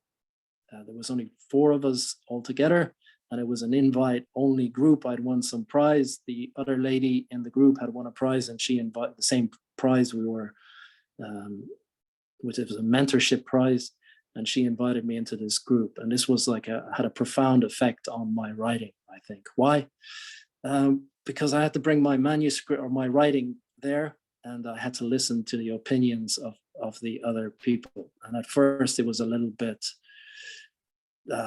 disconcerting. I am a very sensitive soul, and sometimes the problems that were pointed out, I didn't want to take those on board. But I did eventually, and I learned from editing other people's work how I could help my own writing. Also, interestingly, sometimes I would bring a story there. We were limited to 1,000 words. I would bring 1,000 words or a bit of a story, and 3 people there or 2 people there may not like it, but the other person would really love it. And these were the pieces that were often published, or the pieces that got shortlisted or won some competitions. So it's very important to be careful who you listen to. Should you listen to everybody? I would say no. I would say listen to people who can write, listen to people who you have respect for as a writer and as a reader. You don't want to listen to everybody. But finally, it comes down to that gut instinct. You know, if you believe in your work, then you believe in it. Right. And the final point there is highlighted in capital letters, time, time, time. I think I've talked about that enough times already. You got the message. And let me just show you 2 completely different novels here that would, obviously need different editing styles. The book on the right there is the Man Booker Prize winner in 2015, A Brief History of 7 Killings by Marilyn James, based on the attempted assassination of Bob Marley.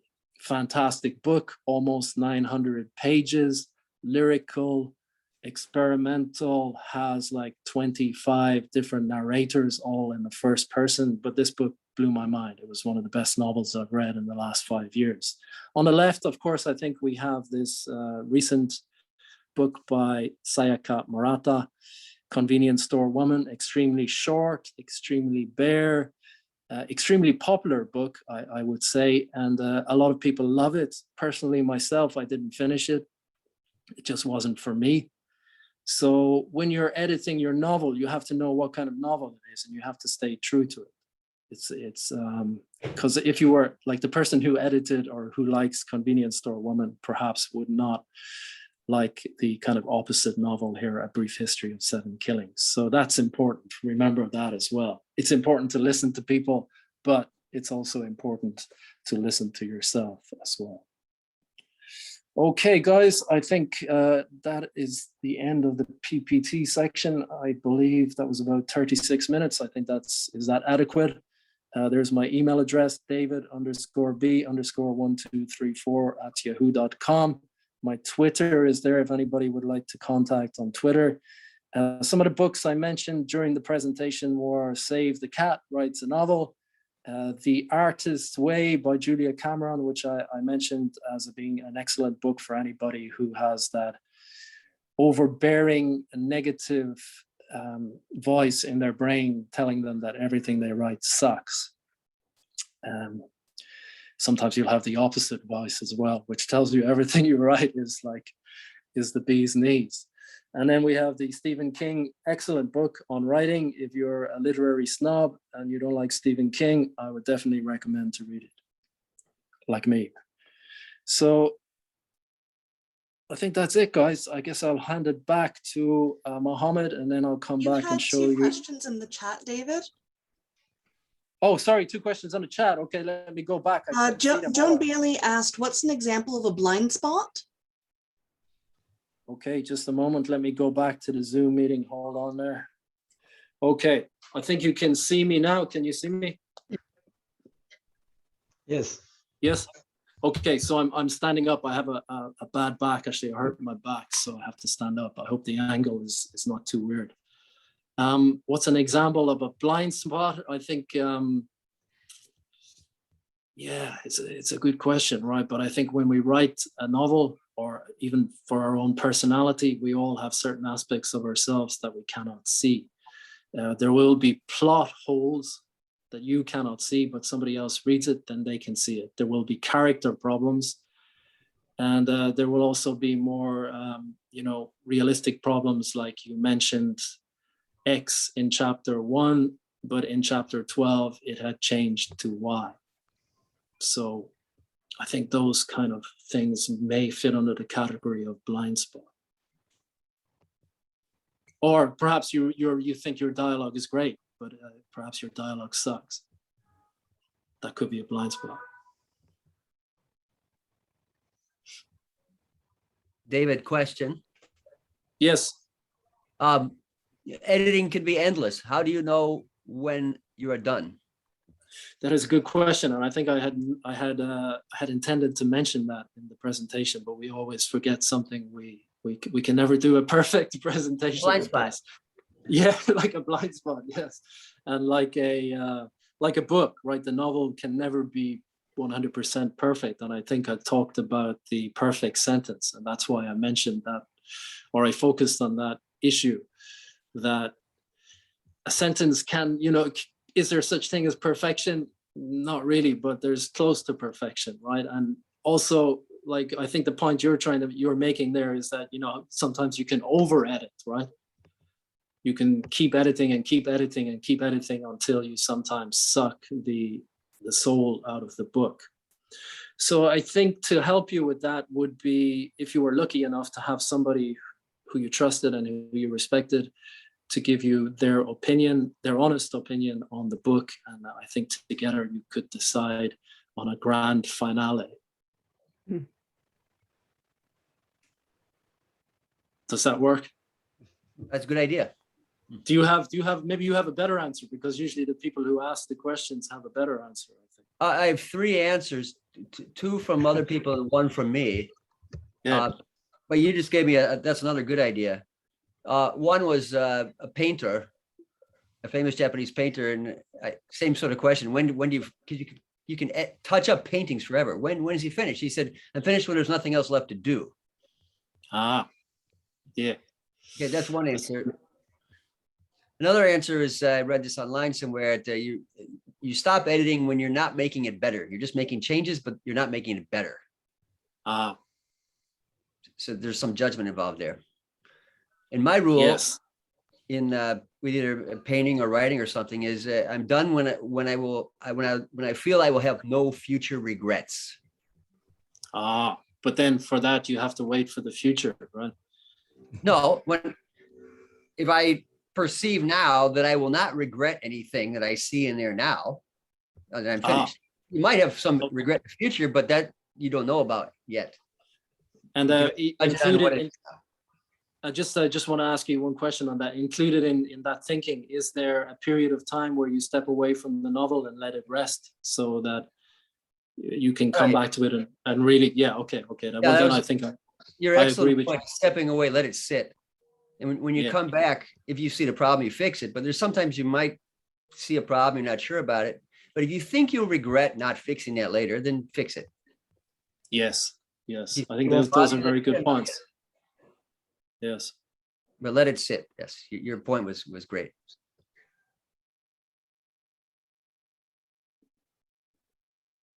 Thank you. Okay. Question? Hi.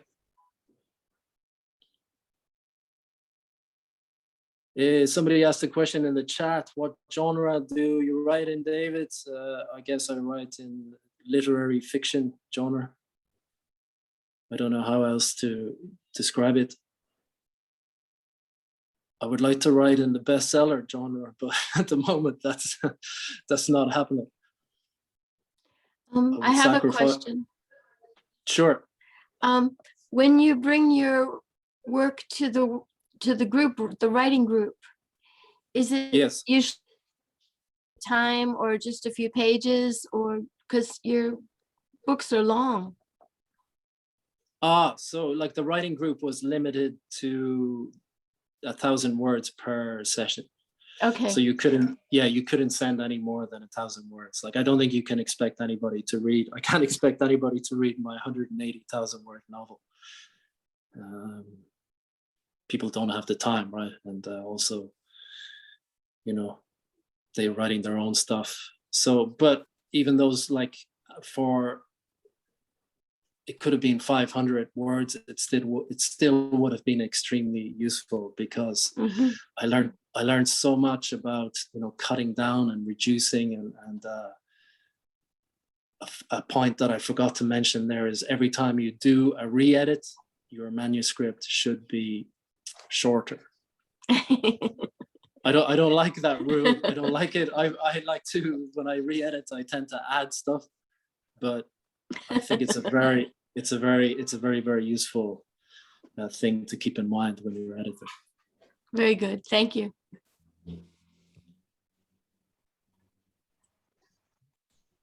We still have another 10 minutes, David. So if there are any questions, please.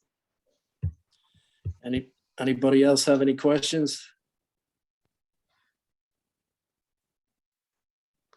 May I ask another question? Sure. I can't see you. Are you on video or something? No? My name is Laura. All right. Can you see me waving? No, I can't. I can only see my own head on the screen. I don't like it. Oh, okay. I'm sorry. But I'm sorry. Okay. How do I? Anyway, it doesn't matter. Yeah, it doesn't matter. Laura. Yes. I'm wondering about when you are working with the structure of your novel. Do you find that you do major restructuring, like complete turnarounds, flipping, overhauls, or does it usually tend to be on a smaller scale, more minor? It's a good question. Yeah, it's a good question. I would wish it would be minor changes, but I have abandoned some. I have abandoned some novels. I've written novels that are currently in the graveyard. So that's a very tough decision to make. And I guess it would come down to how much you have written. I mentioned the Stephen King book that I'm just reading this recently, and that's why I talk about it so much, is he was writing, I forget the name of the book, but he had written 125,000 words and he was stuck. And he was like going to abandon the novel. And the only reason he didn't abandon the novel was because he had written 125,000 words. It was too big to abandon. So he stuck it out. He stuck it out for 8 or 9 or 10 weeks, and he was thinking about it all the time. And finally the answer came, which enabled him to continue with the rewrite and fix the problem. That's very good. Yeah. Stick with it is another Yes, option. yeah, I think if you truly believe in it, perhaps you know yourself, if the novel has quality, if it's worth sticking with, then stick with it for sure. I like the point you made about it's always possible to go back or resuscitate a baby you've killed off, you know, idea that it doesn't have to be final. Yes, yes. I think, like, for example, if it doesn't work in one book, then perhaps you can use it in another book, right? Maybe it just does, like the problem with that recurring phrase in my first novel was that the editor felt that it didn't fit into the novel as a whole. There was nothing wrong with the phrase, it's just that it didn't fit in. But I was so attached to it, I didn't want to let it go. Are you willing to share that phrase, or would you like to keep it a secret? I want to keep it a secret because Okay. it's so good. Somebody will steal it. Can I ask a question? Yes. David, thank you for the presentation. I really enjoyed it. This is a sort of brass tacks kind of thing, but you talked about beta readers and workshops. And have you ever like burned your beta readers where you like, you've shown them a draft and they're all like, oh, this is really great. And then you decide, no, it's really not. I need to like do this again. I need to like let it sit and do it again. And then where do you find, I mean, you can't really give your work back to the same people who already kind of, you know, read it. Do you ever run into that? Yes, I guess so. I don't have beta readers. Like, oh, I mean, yeah, I have a workshop. Yeah. And maybe you can be my beta reader. I'll be yours. How about that? I was just wondering if you or anybody else had ideas on how to find good beta readers once you burned the first lot. Yeah, I think, like, for example, if you're a crime fiction writer, then I think it's a good idea to have beta readers who love crime fiction. Like, otherwise it would be a waste of, you know, everybody's time, I think. Right. Yeah, certainly. I think they like friends, right? Friends come and go. Some of them stay for all our lives, but a lot of them yes, a lot of them we walk down the road together and then we reach a junction and we go separate ways. So I guess it's the same with beta readers. But I think maybe as you're evolving as a writer, I hope we're all evolving. I think that's the point. We're all trying to reach that perfect or almost perfect sentence or perfect paragraph or whatever. Then perhaps you will outgrow some of the people around you. And maybe you need to move on to a different writers group or a different level. And I think that's important as well. Thank you.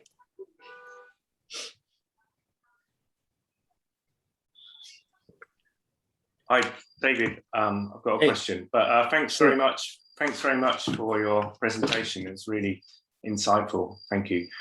Yeah, at what point did you sort of decide you were going to write fiction?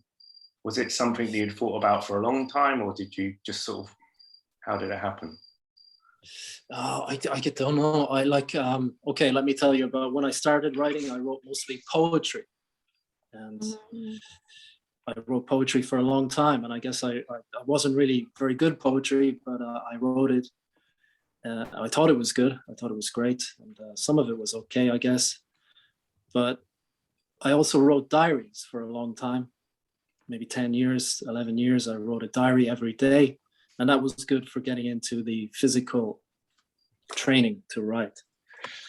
Did I make, in 2014, I just came to a conclusion, or came to an illusion, if you want to call it that my best medium to write in was fiction.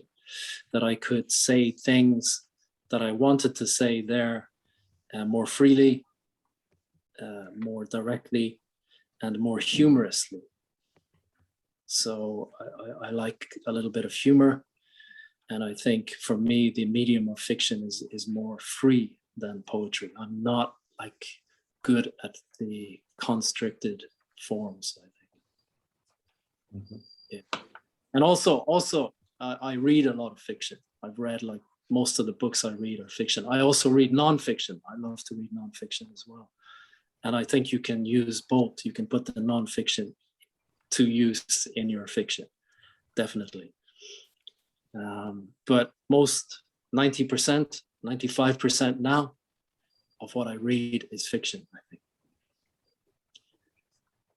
do I read poetry? Yes, I used to read a lot of poetry, but to tell you the truth, I think as I get older, I find my brain is more difficult to concentrate on it. I don't have the patience, I don't have the time, and I don't have the intellectual ability, I think, to read modern poetry. Okay, well, thanks a lot. I do a lot of non-fiction writing, so I think I'm going to take out of that I'm going to start a diary. So yeah, I think that's the best way to start writing. I think is the diaries, the fiction stuff anyway, for sure. Do you listen to a lot of podcasts? Or not podcasts, sorry, audiobooks. To be honest with you, I don't read a lot of books. I'm more of a marketer, really, but I also do writing. So, but I've always thought, one day I've got a book in me. I thought that for a while. You know, I've got an idea. So, but yeah, most of my time is spent learning about marketing stuff at the moment. Okay. Unfortunately. All right. Thanks very much. All right. Thank you very much for your question. Yeah, thank you. All right. Good. Looking forward to reading the novel. So am I. Better get writing, eh? I'm trying to convince my wife that I need to go back to Goa for 3 months to do the research. Right? Oh, okay. Oh, it sounds good. Well, thanks Thank so you much for your presentation, David. Okay, thank you guys. I enjoyed it. I hope you got something from it. And thank you very much, John, for inviting me, and Mohammed for hosting the room and being very helpful today. Thank you, Mohammed. Yeah, thank you. You're welcome. In fact, I just remembered this was one of those old technologies my son left. And when you mentioned Stephen King, I'm actually reading his book on writing. So thanks for that. It's really good, actually, right? Yeah, I'm not anywhere near that, but thanks for that. Thank you. All right, well, don't go away. We still have one more speaker coming, Walter. So yeah, I see he's in the room already. Oh, okay. All right. So we will wait a few minutes and then we'll start. Okay, thank you guys. I'll just turn off the video there. Okay, thank you. Thanks, David. Okay, good. There you go. Yeah, that was worth doing. Let me just write a quick chat. Walt, you there? Do you want to play the video? Or Here, I'll put it up. Can you hear me? Yeah, we can. Clear. I can put on a microphone. I didn't know if. Well, you're a little tinny. Let me put my microphone on. That might help. I like the idea of preparing and having it on YouTube. So if you want, we can play that, or you're here, you can talk to us live. No, I'm fine. Can you hear me better now? Actually, I don't think that was an improvement, but hold on. How about now? It's about the same all the way around, I'm afraid, Walt. Okay. But you're understandable. It's not a problem. Okay, if it's understandable, I will take the microphone out then.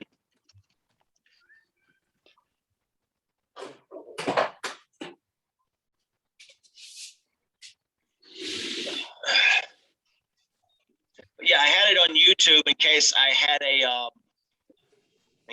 a connection issue last minute, which unfortunately can't happen.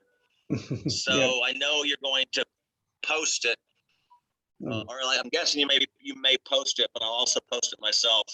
Yeah. Walt, also, I don't know whether you were here earlier, but we're actually streaming. So if you're not comfortable with that, I'm quite happy to switch it off. I'm fine with streaming. Yeah. At that point, though, getting my face off the screen is probably a good thing. So. Okay.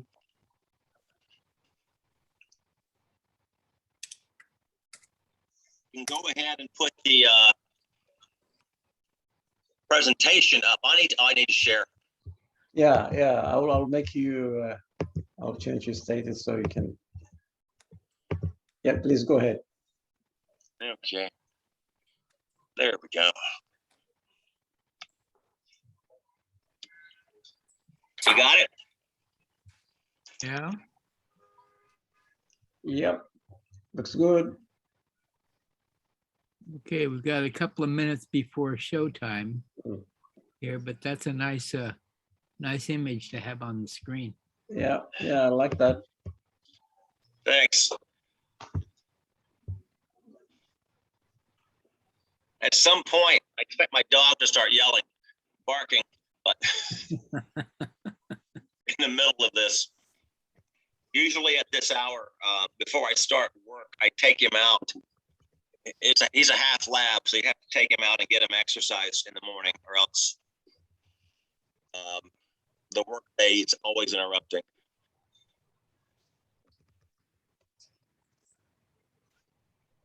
So you're in the Chicago area, right? Atlanta. Atlanta, okay. So you're one more time zone over. It's 7 a.m. for me. Yeah. Okay, and it's coming up on 8 p.m. here.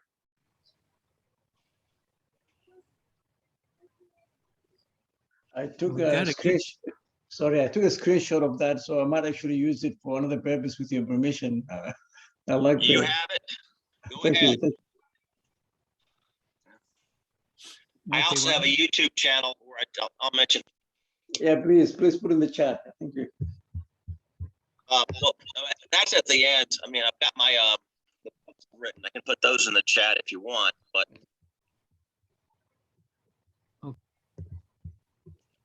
Are we ready? No, 2 minutes. 2 more minutes, yeah. Or whenever you're ready, Mohammed. Yeah, we've got 2 minutes, but I think, yeah, we'll just wait another minute and then we'll go. See David Gregory looking very scholarly there. How you doing, Walt? Hey, Dave. Glad you could join us this year. Thanks. For those of you that don't know, David and I went to Japan in 1990, both of us. He's still there. He made it home. Harder to leave. The longer you stay, the harder to leave. When you're ready, Walt, we're ready. Thank you. All right. There's Yoshinomi. Okay. Oh, they're there? Yeah, they're here. All your fans are here. Oh, thanks. Okay. I'd like to, my name is Walt Muscle.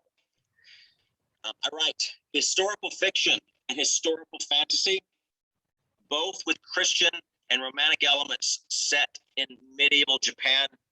And welcome to my presentation. A little bit about myself. I spent 4 years in Japan in the early 90s. I was a jet in Shigaken for a year. I worked for a machine tool company in Sakai, and then a magazine publisher in Tokyo. While I was here, I developed a huge, yes? Oh, is that feedback? Sorry. While I was here, I developed a huge interest in medieval Japanese history. I also met my wife in Japan. We've been married 26 years, have 2 kids. I'm still amazed she went out with me all those years ago. When I met her, I'd been in the country 3 years, thought I spoke decent Japanese, but she said it was the worst pickup line she had ever heard. But after she thought about it for a while, she realized my pickup line was so bad that I obviously didn't spend a lot of time trying to hit on Japanese girls. So give me a chance, maybe it's okay. My writing journey started writing a little over 10 years ago, began with publishing essays in parenting magazines. Working on my novels, won a contest with Amazon, and that contest included a contract for my first novel, The Samurai's Heart. I'm still working, had 2 more releases since then. In this presentation, I'm going to talk about the methods I use to research Japan, but it's not going to be purely Japan focused. I've talked to a number of other historical fiction authors, and I'll present their methods as well. You will see some images in here I don't have the rights to, but this is for this is being done for educational purposes. Lastly, you will see websites, research websites during the presentation. Do not worry about writing them down. I have a document on my website that I'll show you how to find at the end. So you can download all the research sites you see, plus a few others. I'd like to begin with a quote from Laura Jo Rowland. Those of you know, Laura Jo Rowland has two hugely successful fiction series. One in Tokyo, 17th century, and then one in Victorian England. My books are fiction. I find it interesting that people will read books that contain supernatural samurai or a photographer who solves Jack the Ripper. But woe betide you if you get a historical detail wrong. And she's correct. As try as we might, we do research to make our books look real, but we're always going to get, doesn't matter, every book. If you're writing historical genres, you're going to get things wrong. So I'd like to begin with a question. What is the most important English language historical work with a Japanese setting? Anybody know?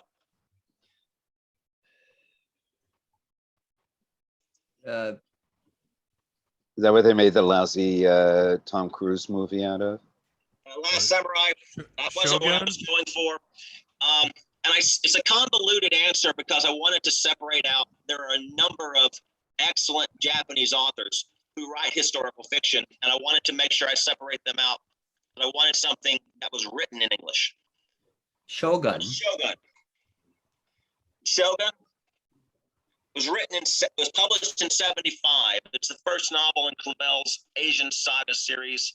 It was made into a TV miniseries. I watched it in, I think, 1980. Love this book. And it's even got a subplot that still makes me teary-eyed. And unfortunately, that subplot isn't in the miniseries. But the one thing about Shogun, and it's no disrespect to James Clavell, is that he made a lot of mistakes. How many? A group of Japanese history professors put together a book called Learning from Shogun to discuss all the mistakes Clavell made. That's how popular his book was. Shogun's around 1,000 pages. Learning from Shogun is nearly 200 pages. And you can find it online. Just enter the title and you'll pick it up. This doesn't take away from Clavell's novel. It's a wonderful work. It's still beloved. People still read it today. But it had errors, and that's something we all have to deal with. But where do you begin? This is a stack of books. It's a small subset of my Japanese history library. One of the things you have to do, and this sounds simplistic, but you have to read. I saw a similar stack of books on Facebook from author Christina McMorris. Christina McMorris is a New York Times best-selling author, writes Depression era and World War II fiction set in the United States. And she said, I've got a new project. Here's the books I have to read. So I reached out to her and I said, how are you reading them? What are you doing? She said, you have to read like you're back in school. If you remember when we were in school, we had our textbooks and we're looking at things. What's important? What is the professor going to ask us? And that's what she's doing. She's highlighting everything. She's looking for the facts that might interest her and also typing up these comments. Once she types up her comments, she prints them out and then uses them when she writes her work. But so you might ask, what should you be looking for? Well, there are things you might find in general that are just interesting, but there are 3 areas anyone should focus on. 1, medicine, health of the time, always good to know. Laws, anything related to the legal or the penal system is an excellent thing to take notes on. Lastly, the status of women. How are women treated in the society of your time period? But books aren't the only thing. Like I said, I do have these on my website. These are just a few. JSTOR, which has a compendium of scholarly novels that you can read online for free, about 100 a month. And you can become a member if you want to download. Archive.org, YouTube. I watch history lectures. I also watch samurai dramas on YouTube. Great courses if you can find it. It does have a cost, but you can find the transcripts, eBay. Podcasts. My younger son got me into podcasts last year. I've been listening a lot to Samurai Archives, going through their backlist. And then free lectures, Coursera. And because of COVID, many universities are now offering free lectures online, covering a number of historical topics. So the first suggestion I have is read like you're back in school. Next, we're going to look at understanding the point of view. This is a work by author Debbie Kaufman. This book was written and published about 8, 9 years ago under the Love Inspired historical line. Love Inspired is a Christian imprint for Harlequin. Now, what made this book so fascinating is that if you've ever looked at the Love Inspired historical line, you realize that most of these settings are US or European history. What Ms. Kaufman did was to get Love Inspired to do a setting in Liberia. Now, her characters are still US characters, still from the US, but it was a change of setting, and she was the first to do that. And she did a lot of research, but one of the things she had to do was get into her character's head. The work of the medical missionary. She used this book, it's a diary, written by a missionary who did work in Liberia. And so this helped her understand the things her character would face. And when you're looking at POV and trying to get in the POV of your historical characters, this is something you're going to be looking for. Shinju. This is Laura Jo Rowland's first novel. As a side thing, Laura Jo Rowland wrote 18 books in her Tokyo Detective series. The first 3 were written pre-internet and also before she had ever visited Japan. She visited Japan to research her 4th novel. So she's reading a lot of books, but the one that helped her, Kampfer's Japan. Engelbert Kampfer was a German physician with the Dutch East India Company. And he had the chance in his time, 17th century, to tour Japan, recorded a lot of things. This book became immensely popular in Europe, such that after Kampfer passed away, Dutch translated copies started showing up in Japan. Now, these are my first 2 works, The Samurai's Honor, Samurai's Heart. These are set in the late 16th century in Himeji, Japan.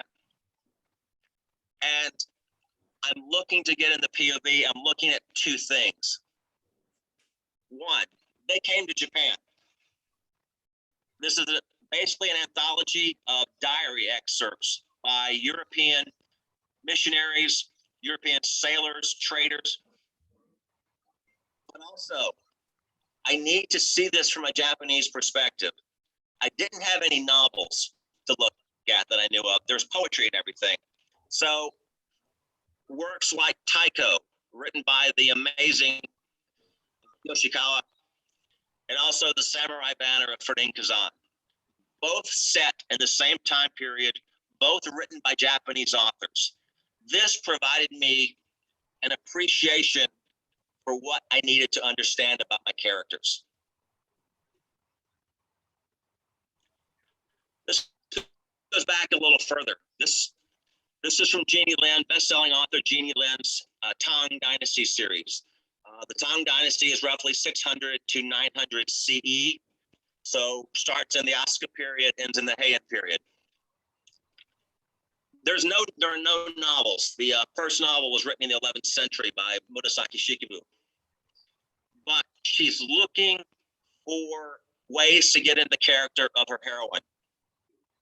So she's checking out Confucius. But there was also a book called Banzhao's Lessons for Women. This was something that helped her understand every matter that her characters needed to know. And again, you're going to be looking for things as you go back in time, looking for things that might describe what your characters are supposed to do. And then we have Tosca Lee's Iscariot. Getting into the head of Judas was no easy task. And Tosca Lee read many books, but this book was the best-selling work of Christian fiction, I think in 2013, New York Times bestseller. Two of the things that really appealed to her. One, the works of Flavius Josephus. Who is he? He is a historian from the same time period, maybe 20 years after where he started writing. But then also the Mishnah. Any first century Jew would have been familiar with what was written in the Mishnah and would have helped him guide his life. Lastly, and I'll say up front, I'm not qualified to discuss what I'm about to mention in detail. I'm only mentioning it so that you can research it yourself. If you're dealing with a POV of a person from a marginalized society, there is a different approach you may have to take. It's been called it was framed by African author Chinua Achebe, and it's called the Heart of Darkness versus Things Fall Apart debate. There's an essay online if you'd like to see it. Both of these books are considered classics, and both deal with colonization periods in Africa. But Heart of Darkness by Conrad is written from the point of view of the colonizers. Things Fall Apart by Achebe is written from those being colonized. And if you're going to do this, if you're going to write from the marginalized perspective, you have to find something from those being colonized, or find a way to strip away the colonizing imprint. Dr. Piper Kubley, who writes fiction, African-American fiction set in the 19th century, said the best way to do this is to look at the job that the person did. And this will help you find out their daily routine, their daily contacts, and this can give you insight into their character. So read like you're back in school, and then read to understand POV. Next up is a timeline. I'm very big on timelines. You see it's not very complex. It's just an Excel spreadsheet for my first book. You see date, day, and then moon on the columns on the left. You see historical, a reference to Tomomi's sword purge on the right. What am I doing here? Well, for me, I'm trying to set myself into what the weather is, or what the time of day is for the time period. Why is that important? If you're writing in a European setting, you're going to need to know what time Sunday is in order to basically, because your character's actions are going to be different from the rest of the work week. And if you're writing in Japan like I do, which was on a lunar calendar, but I'm dealing with Christian fiction. So my characters are, again, the missionaries will want, because of the missionaries will want to know what Sunday is. But also the moon. You can go back in time and you can check out what the phase of the moon was thousands of years ago. And you can know exactly what your characters are looking at. So for knowing how it looked at night, knowing what you can, knowing how to research the weather, but you can do all of these.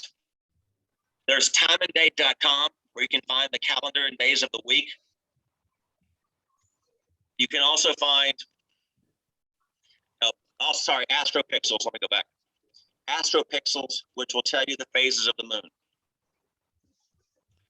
Now for events. This is an example of a book from the timeline of Sarah Sundin. Sarah Sundin writes World War II fiction set in the European theater. This basically, see here, March 1st, 1943. It's what you've got, all the things she has, different bombings, war ration books, all of this information. And you can do that when you're going near time. This is 80 years ago. But I asked her, I said, even with all this information, do you still make mistakes?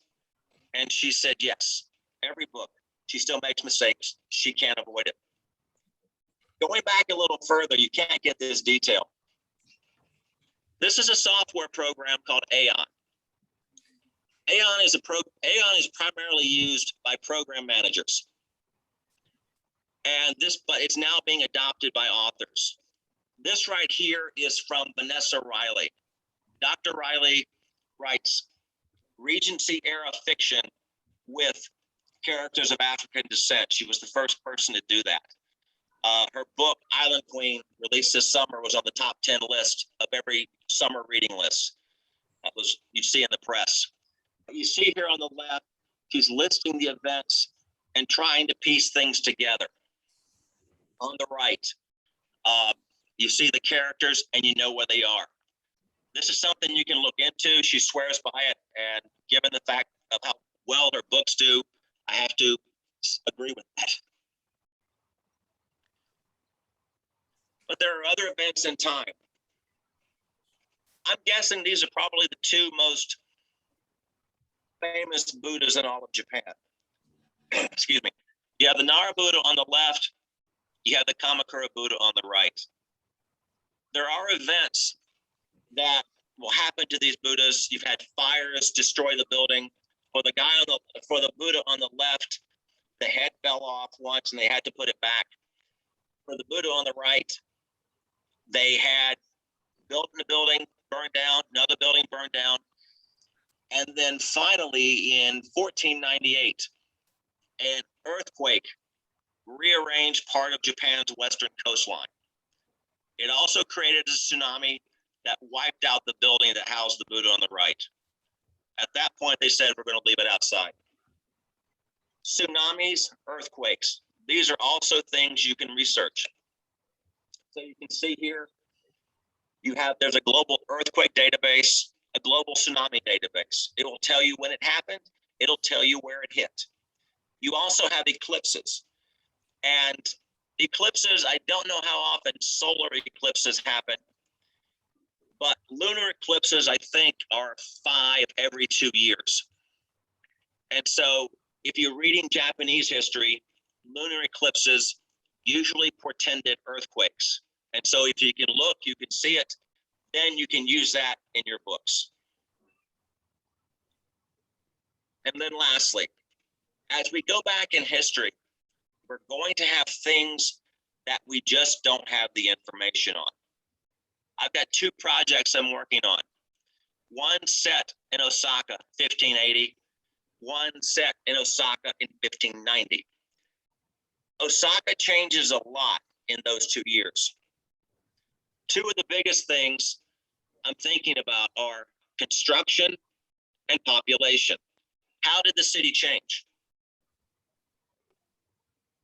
Well, In 1580, there was a famous temple called Ishiyama Honganji. That temple had been under siege for 10 years by Oda Nobunaga. In 1580, the monks surrendered and the temple was razed. And then in 1583, Hideyoshi said, I'm going to build a castle on the exact same site. And so Osaka Castle was built. He also said, I want all merchants, construction, everything. I want them to move to Osaka. You had nearby Sakai, which was a mostly merchant city. And so many people from there moved. So you go from 1580, 20,000 roughly estimated, to, which is primarily an elite group of people, an elite part of strata of society. And then I don't know what it was in 1590, but I know low estimates, 100,000, and probably many of them came early. Hideyoshi's order changed the vibe within Osaka. And so you've got two totally different cities in the space of only 10 years. And you're using, as you see, the information set around the side to sort of fill that in. So read like you're back in school, read to understand POV, and then create a timeline.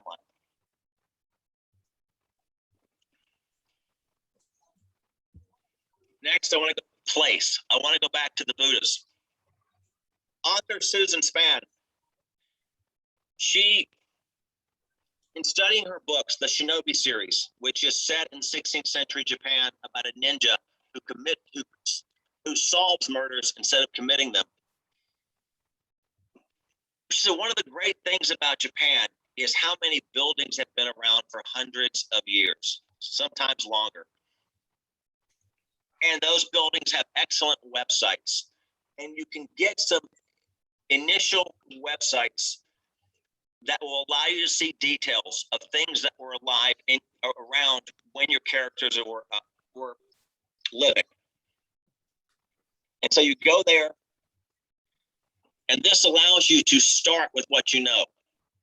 You may know that some buildings were built later in time, after your time, and so it may look a little different, but you can at least what you see, and then start with what you know and do that. From there, if you want more details, Google Earth for close-ups. I took Google Earth and basically looked at the Kamakura statue recently, and you can get pretty close. You can do this for a lot of sites, excuse me, that have been around, and this will give you information.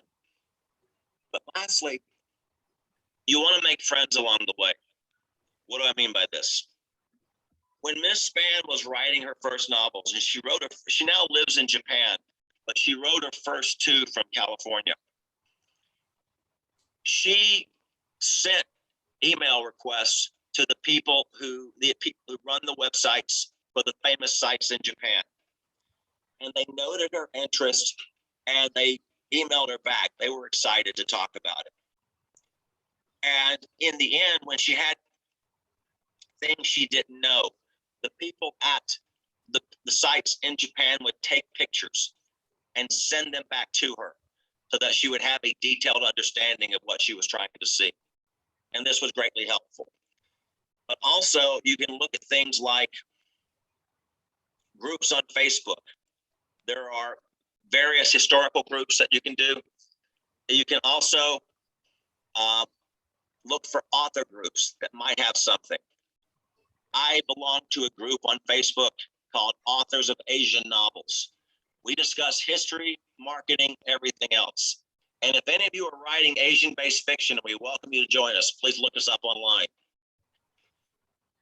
But making friends along the way, you understand, you contribute, and you learn about what you're doing. So to the first three suggestions, I would say confirm details on place. Not all history is written. This is my most recent work, A Second Chance, and this is where I go from historical fiction to historical fantasy. An Asian American woman, Japanese American woman in Atlanta crashes into a lake in the 21st century, wakes up in medieval Japan. And she's having to adjust to her scenario. A lot of things, she finds out, she discovers she's a concubine in the house of a samurai and the mother to his 6-year-old son. And so what she's having to do is adjust to all the little things. Now, I've read a lot of history and I know what's going on. It's 1577. But what I don't know are day-to-day things sometimes. That was where this book at the bottom came in, Japan's Golden Age. What does this book have? Screens, pictures of screens from museums, cups, artwork, furniture, all the things that you can put into a book, little details that make it come alive for your characters. So, in fact, teacups play a big part in my book, A Second Chance. And so I could, because of this book, describe where those teacups came from. I also had a scene where she's got to get cleaned up. And so we have to get a bath. And one of the podcasts I listened to, Samurai Archives, had a hour-long presentation on medieval bathing practices. That's places where you can get information to work into your characters. But not everything. You've got over here, you've got museums, excellent places. There in Kyoto, there's the Kyoto Costume Museum, has information on clothes going back 2,000 years. You've got newspaper archives. Dr. Riley is a fanatic on newspaper archives. Music, if you can find it, excellent. Magazines, been around since the 17th century. Architecture, another big thing. For Miss Kaufman's book in Liberia, she noted 2 types of distinct architecture. One, architecture built by those whose ancestors had always been there. But there was a second distinct architecture, those who were former slaves and had returned to Liberia. What they built was starkly different from the other types. In Japan, how did this work? In Japan, for example, you would have the first Christian churches were actually Buddhist temples that had been converted. So on the outside, they look like Buddhist temples, with one exception. There's a cross sticking on top. Inside, however, you had a big challenge. Christian churches are designed to be vertical. The action happens at one end. In a Buddhist church, it's horizontal. And so the action's in the middle. They had to adjust to this way of setup. And so everything changing inside. You've also got heirlooms to look at, birth records if you could find them, and then libraries. Here in Georgia, where I live, you can look for a book that might be one of those big books that at a university and costs a lot of money. And all you need is one chapter. You can borrow it from the public library and the university will ship it. And you can read it on site at the library, or maybe you can borrow it for a couple of weeks. I don't know if there's anywhere else that has this. I'm sure there are, but so check your local library for programs they might have to get you books that you might need. In addition, in the US, we have the Library of Congress. The Library of Congress has an Ask a Librarian page where you can pose any question to one of the librarians at the University of Congress, and they will send you sources that might help you find your answer. So in addition to the previous 4, remember that not all history is written.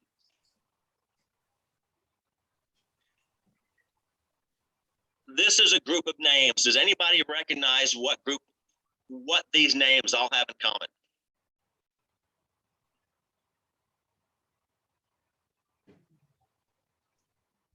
Well, we cannot see your screen.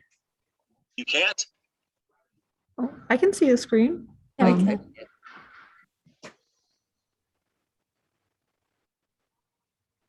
Okay, is everybody else having a problem besides David? Looks fine. Okay. This group is the official list of speakers from Age of Samurai. Netflix put out a 6-part series earlier this year, Age of Samurai, and it was immediately had a lot of critical things said about it, again, for mistakes. But it isn't the fault of these people. Age of Samurai is half experts talking about Japanese history, and then half production with the voices overlaid. So what you're looking for in experts is when you've got a question you can't answer, I got a question you can't find, how do you find somebody that can give you the answer? So I'll begin with this. How not to research sword making. In my first book, The Samurai's Heart, because my hero worked for a swordsmith, he was an apprentice, I was looking for details on the forging process. And I found a lot of stuff online, but I still had questions. So I emailed the guy who had a website and I asked him those questions. He sent me an answer. He answered both my questions, very nice. And then he said it after that, don't email me again until you read The Japanese Sword by Kanzan Sato. What is he saying by that? I read one, I got the book, it's great. But he's saying I hadn't done my homework. I should have, in his mind, I should have easily been able to find this book. And it answered most of the questions I had. I did have one other book, Japanese Swords by Colin Roach. When I had one last question, I did not go back to the first guy. I found Roach on Facebook and he did answer my question, but 3 years later, if you've ever tried to reach somebody on Facebook, but you don't have a connection, sometimes they just don't see it. He apologized for taking so long. I said, no, that's not a problem. But so the ways you ask the experts, you have to do your homework. You look for answers. It's checking libraries. You make a list, a syllabus of what you need. And then you match your syllabus to sources that might know. You recognize that these people are very busy. This is their livelihood, this is their job. So you keep your questions few, and then you understand you may only get one shot. What do I mean by that? When I was writing The Samurai's Heart, one of the things,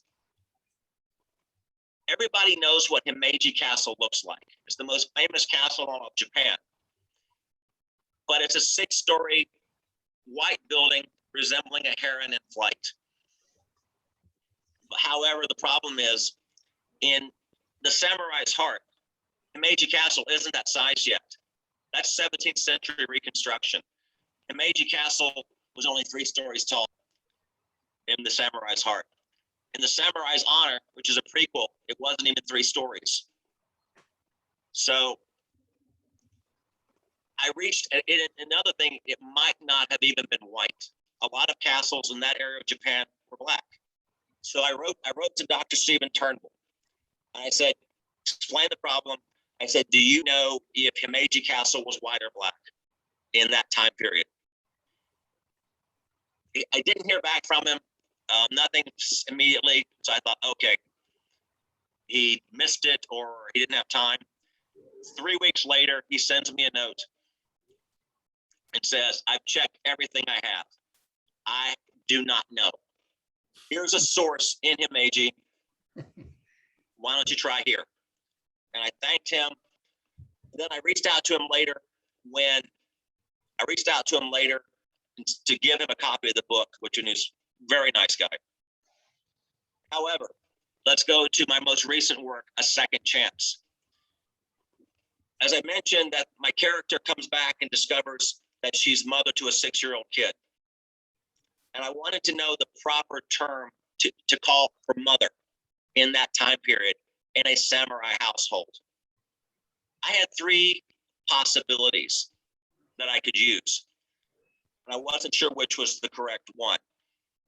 So I reached out to 2 people from the list of Age of Samurai. One of them I found on LinkedIn, but of like a third connection, he never responded. Not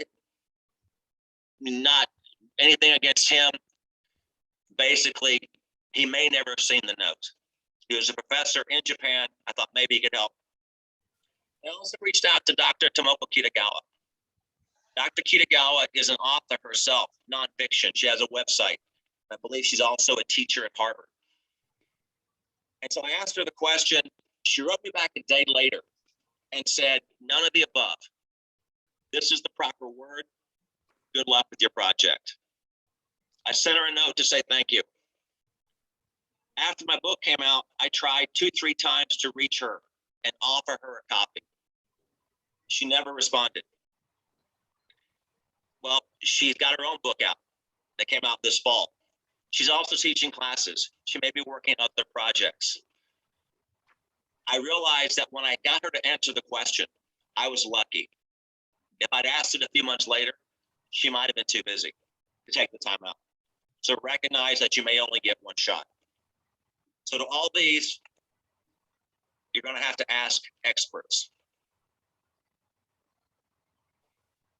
So are there different types of errors in historical fiction? Yes. You got errors made by the author. That's the first one. We're all going to do it, as I've said. But then you have errors made by the reader. And what do I mean by that? Readers will come into your books with an impression of what you've got. Susan Spann, in one of her Shinobi books, has a book set in a Buddhist temple complex in winter. And so they enter one of the buildings and there are braziers lining the walls and to keep it warm. And so I asked her, I said, you didn't want to use the actual term for a brazier from the 16th century is a well-known Japanese word. And I asked her, I said, you didn't want to use it? And she said, no, she had to go for braziers. If you're writing in a foreign culture, for me, I like to work in Japanese words when I can, but I saw her point. The 16th century term for a brazier is a hibachi. And for all of us, we see the word hibachi, we think barbecue, because that's what it kind of means now. It's used for cooking. So had she used the word hibachi, you would have come in to the building and seen barbecues lining the wall. That was the image she didn't want to create. So that's why she used brazier. But you've got another thing. Osaka Castle. As I said, I've got 2 projects in Osaka. This is what Osaka Castle looks like today. But there's a famous painting of what it looked like in the 16th century. And it's in the top left corner. That's a very different image from what people think of as Osaka Castle. I mean, this place was, after the final battle in 1615, this place was burned to the ground and buried underneath. So you've got to put it in there to be able to understand, to create the image that your reader might have. And what I do now, and I got this idea from the Samurai banner for Inkazan, there's a huge list of cultural items that people, if you didn't grow up in a culture, you might not think about. And so that's what I do with my books now. I've got somewhere between 8 and 10 pages of cultural stuff, discussion in my book, A Second Chance, to explain where I got things and what was the source for them. Does anybody have any questions they'd like to ask? Are there any questions in, let me check how long, about 40 minutes.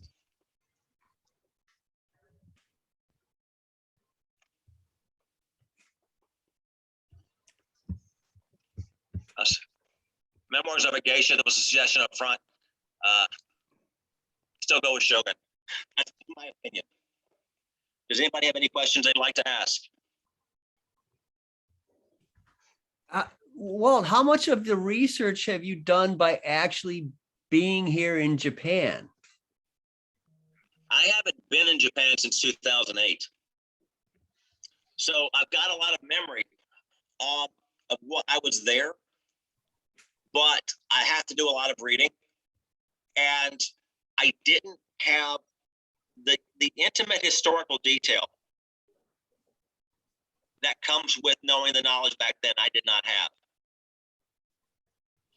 So it still comes from reading. It still comes from asking an expert. Like the question from Mother. How do you get that? That's not something I ever would have known. And I actually, the word I thought about for Mom was, the one I would lean toward was haha'ue. And that's because in the movie Run by Kurosawa, all the sons used chichiue for their father. So I figured haha'ue was the correct term, but it wasn't. And I didn't want, I'm not gonna argue with Kurosawa. I mean, wonderful movies to watch to get a feel for it. But there's a difference between one, living there gave me a great understanding. But once you start writing a novel, it's a different approach because you've got to bring your readers into that era, into that time period. In my very first writing contest, one of the judges for the contest sent back, "This novel is nothing like The Last Samurai." And I thought to myself, well, yeah, they're about 250 years apart. Of course, 300 years apart. It's not going to be anything like The Last Samurai. But I realized it was an excellent criticism. I had not done a good enough job of bringing my reader into the time period.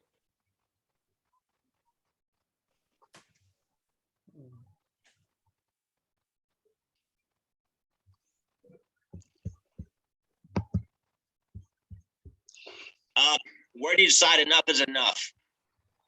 At some point, you don't want to bore anybody. I could go on for, as far as the research, you're going to do your best. But you use the same books. You might, if you're like describing teacups like I do in A Second Chance, you might give a brief description like you do in any book, but you're not going to go into intricate details. And what level of research is acceptable before you begin going to publishing? I would say that for me, I've got to get all my questions answered.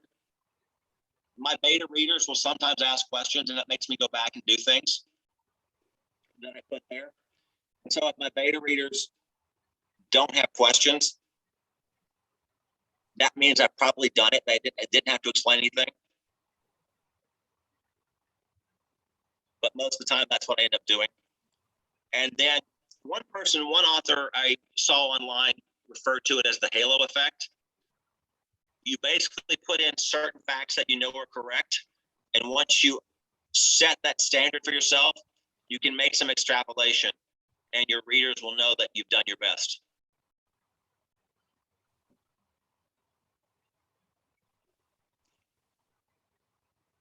Mm-hmm. Yes, Tom. Yeah, in your research, have you ever discovered anything unexpected, some new surprising fact that made you change your plot, or something that was so interesting you had to write a scene just to include it? I can imagine that happening. It does. But for my book, The Samurai's Heart, the whole thing is because of something I didn't expect. The Samurai's Heart, if you've ever been to Meiji Castle, you know, with any Japanese castle, there are tiles under the eaves.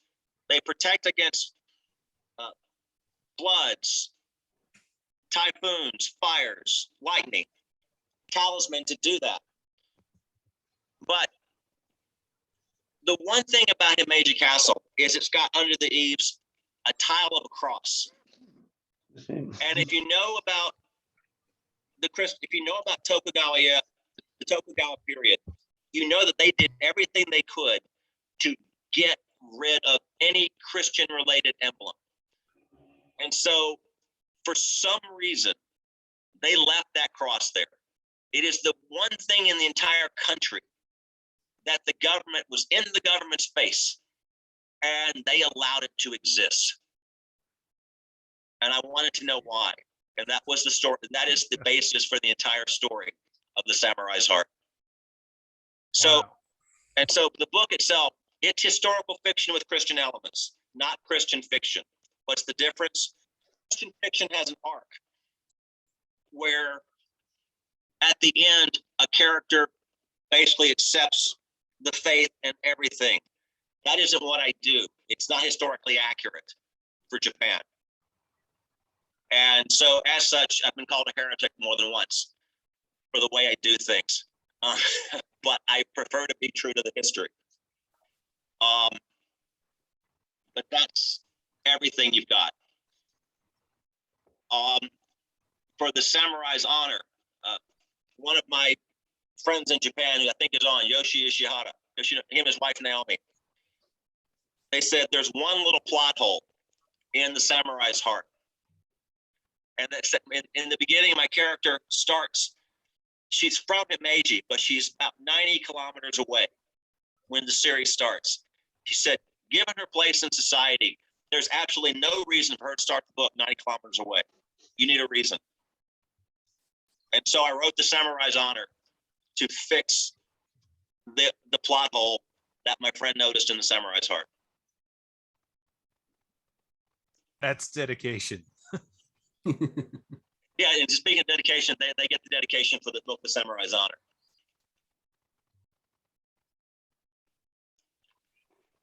Hi, this is Yoshi Ishihara. Hey, yes. I gotta say, Yoshi and his wife Naomi are also in the Samurai's Heart. They run a restaurant. So. And Boone. Yeah. Yeah, thank you very much for your good presentation.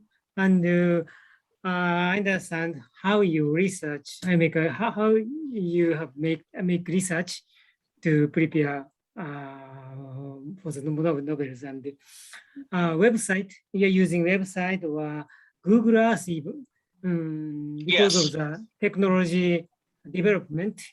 You can make it. It becomes much easier to make a research. Yes, it does.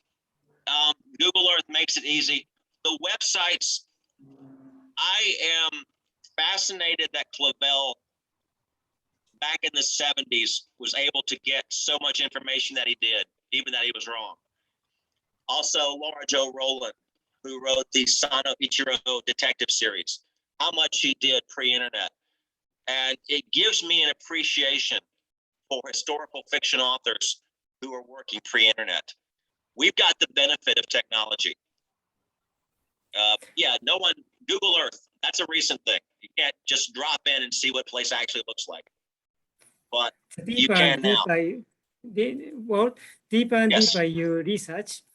Don't you think you want to visit really visit the story sites? I do. I've been to about every site once. I am looking forward to coming back to Japan. However, right now I'm looking forward to paying for college. So that's one of the reasons I haven't been, that's the reason I haven't been to Japan since 2008. My first son finished college. He's now a chemical engineer. My second son is in college. Once that's done, I will definitely be returning, COVID willing. The next last question. You, at the beginning, you said that you need to, the important points you needed to study research, make research, the status of women of that period. Please explain why that is very important. Because we all have an image of how women were treated. And in certain societies, in every society, women have a different status. One of the interesting things about Japanese history is that for many centuries, women have an elevated status compared to the rest of the world. if you think about it, you've had several female emperors. And the descent is from the goddess Amaterasu. The first leader of Japan ever mentioned, Queen Himiko. That's the first actual reference anywhere outside of Japan of any leader of the country. And so you had certain things, of course, but you had a lot of times, every country has a different way they treat women. And so you have to understand that. One of my favorite scenes from Shogun is when the main character, Blackthorn, had been given 2 pistols. And the samurai, Omi-san wants the pistols. And so he's demanding that she give it, that he be given. Instead of basically handing them over, he hands them to Fujiko, the woman who's looking after him, and says, don't do it. And the funny thing, and what I find interesting, is that Omi might have been able to convince Blackthorn, but he knows that Fumiko will die before she gives up the pistol, and he's not willing to take that chance. And so you have to understand that mentality, and that's the best way to do it.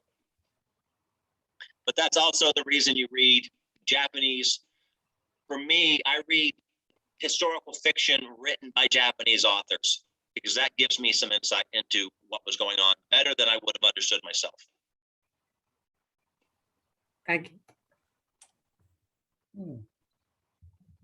Hello, thank you. I really enjoyed your talk. I just have a quick question about, you mentioned to read as much as possible, and then you just mentioned now that you read Japanese authors. I wanted to ask, to what extent are you selective about your sources and materials? I noticed in what you showed, you looked at books by Japanese authors. Is it better to find first-hand accounts or even Japanese experts or historians, even if they are translations, to avoid, say, like the risk of compounding mistakes by looking through sort of secondary outside eyes again? For me, Japanese authors give me an insight that I can't get just reading history. Yeah. So for my current projects, one of the things I'm reading is Essays in Idleness, which is a very famous collection of essays from, I think, the 14th century. It's something every educated character in my books would know. So if I'm reading, I like the Japanese authors because I still come at everything with a Western perspective. Mm-hmm. And that's hard to shed. So I recommend, and my Japanese isn't good enough to read it. It used to be better. It's gotten worse. Or my wife tells me, yes, it happened so. But if you can find translated works from Japanese extant sources, that is the best source you've got. Yeah, that was, my question. So thank you. Yeah.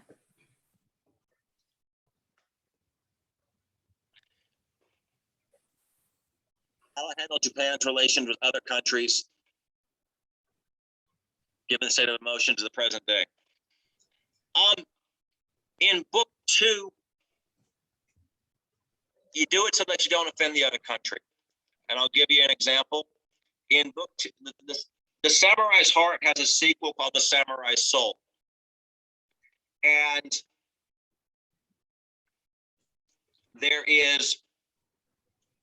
it's written, I'm still editing it. So the previous lecture was very good for me. I was watching that with interest. I'm still working on that. But one of the people who is not in the book, but is mentioned, is Nuhachi. If you've ever seen Indiana Jones in the Temple of Doom, where Indiana Jones has the ashes of a former ruler and shoves them across the table, that's Nuhachi. He's a contemporary, very early, of very early contemporary of that time period, 1590. And so my concern is not the insult in Japan. Is it going to insult if I'm bringing Nuhachi into the story in any way? Will that insult a Chinese person? And so that's who I would ask.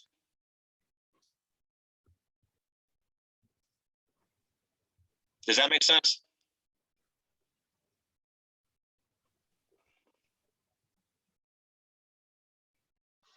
Are you still there?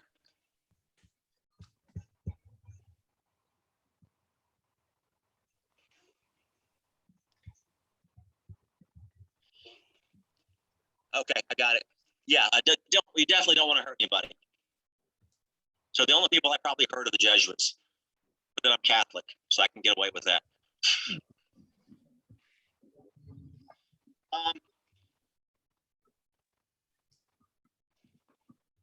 The place you can get me,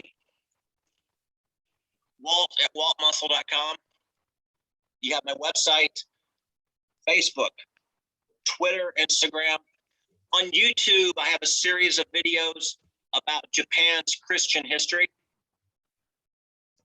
It's a lecture that I do in churches, but I expanded it for YouTube. I did this during COVID, so I could put stuff up during online. Just search for Walt Muscle. A thank you to all of the authors who helped me. I'm indebted to them for the advice that they provided. For a list of all the sites that I mentioned, plus others that I couldn't fit in, go to waltmuscle.com, and then the tab is presentations, and you'll find the document. As far as my books, the first two, Honor and Heart, are available in print and ebook from Amazon. Samurai's Heart is available in print from most sources. You can also find that at the Meiji Castle. The Meiji Castle honored me by putting Samurai's Heart in their gift shop. I was really surprised. And then the Second Chance can be found on basically any ebook retailer. So Amazon, Apple, Kobo, you name it, it's out there. And then the print book is on Amazon. Are there any other questions?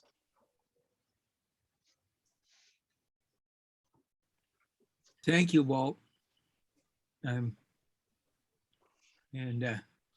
Glad you could make it and join us this evening. I am too. Thank you for making the arrangements on my schedule. My dad's 80th birthday is this weekend, so we're throwing a surprise party. And I found about the surprise after I applied. Yeah. So the conference was nice enough to accommodate me needing to be early. Okay. Glad you could make it. Thank you. Thank you, Muhammad, for hosting. Thank you. You're welcome. Yes, indeed, Muhammad. Thank you for stepping up and volunteering. Thank you. Welcome.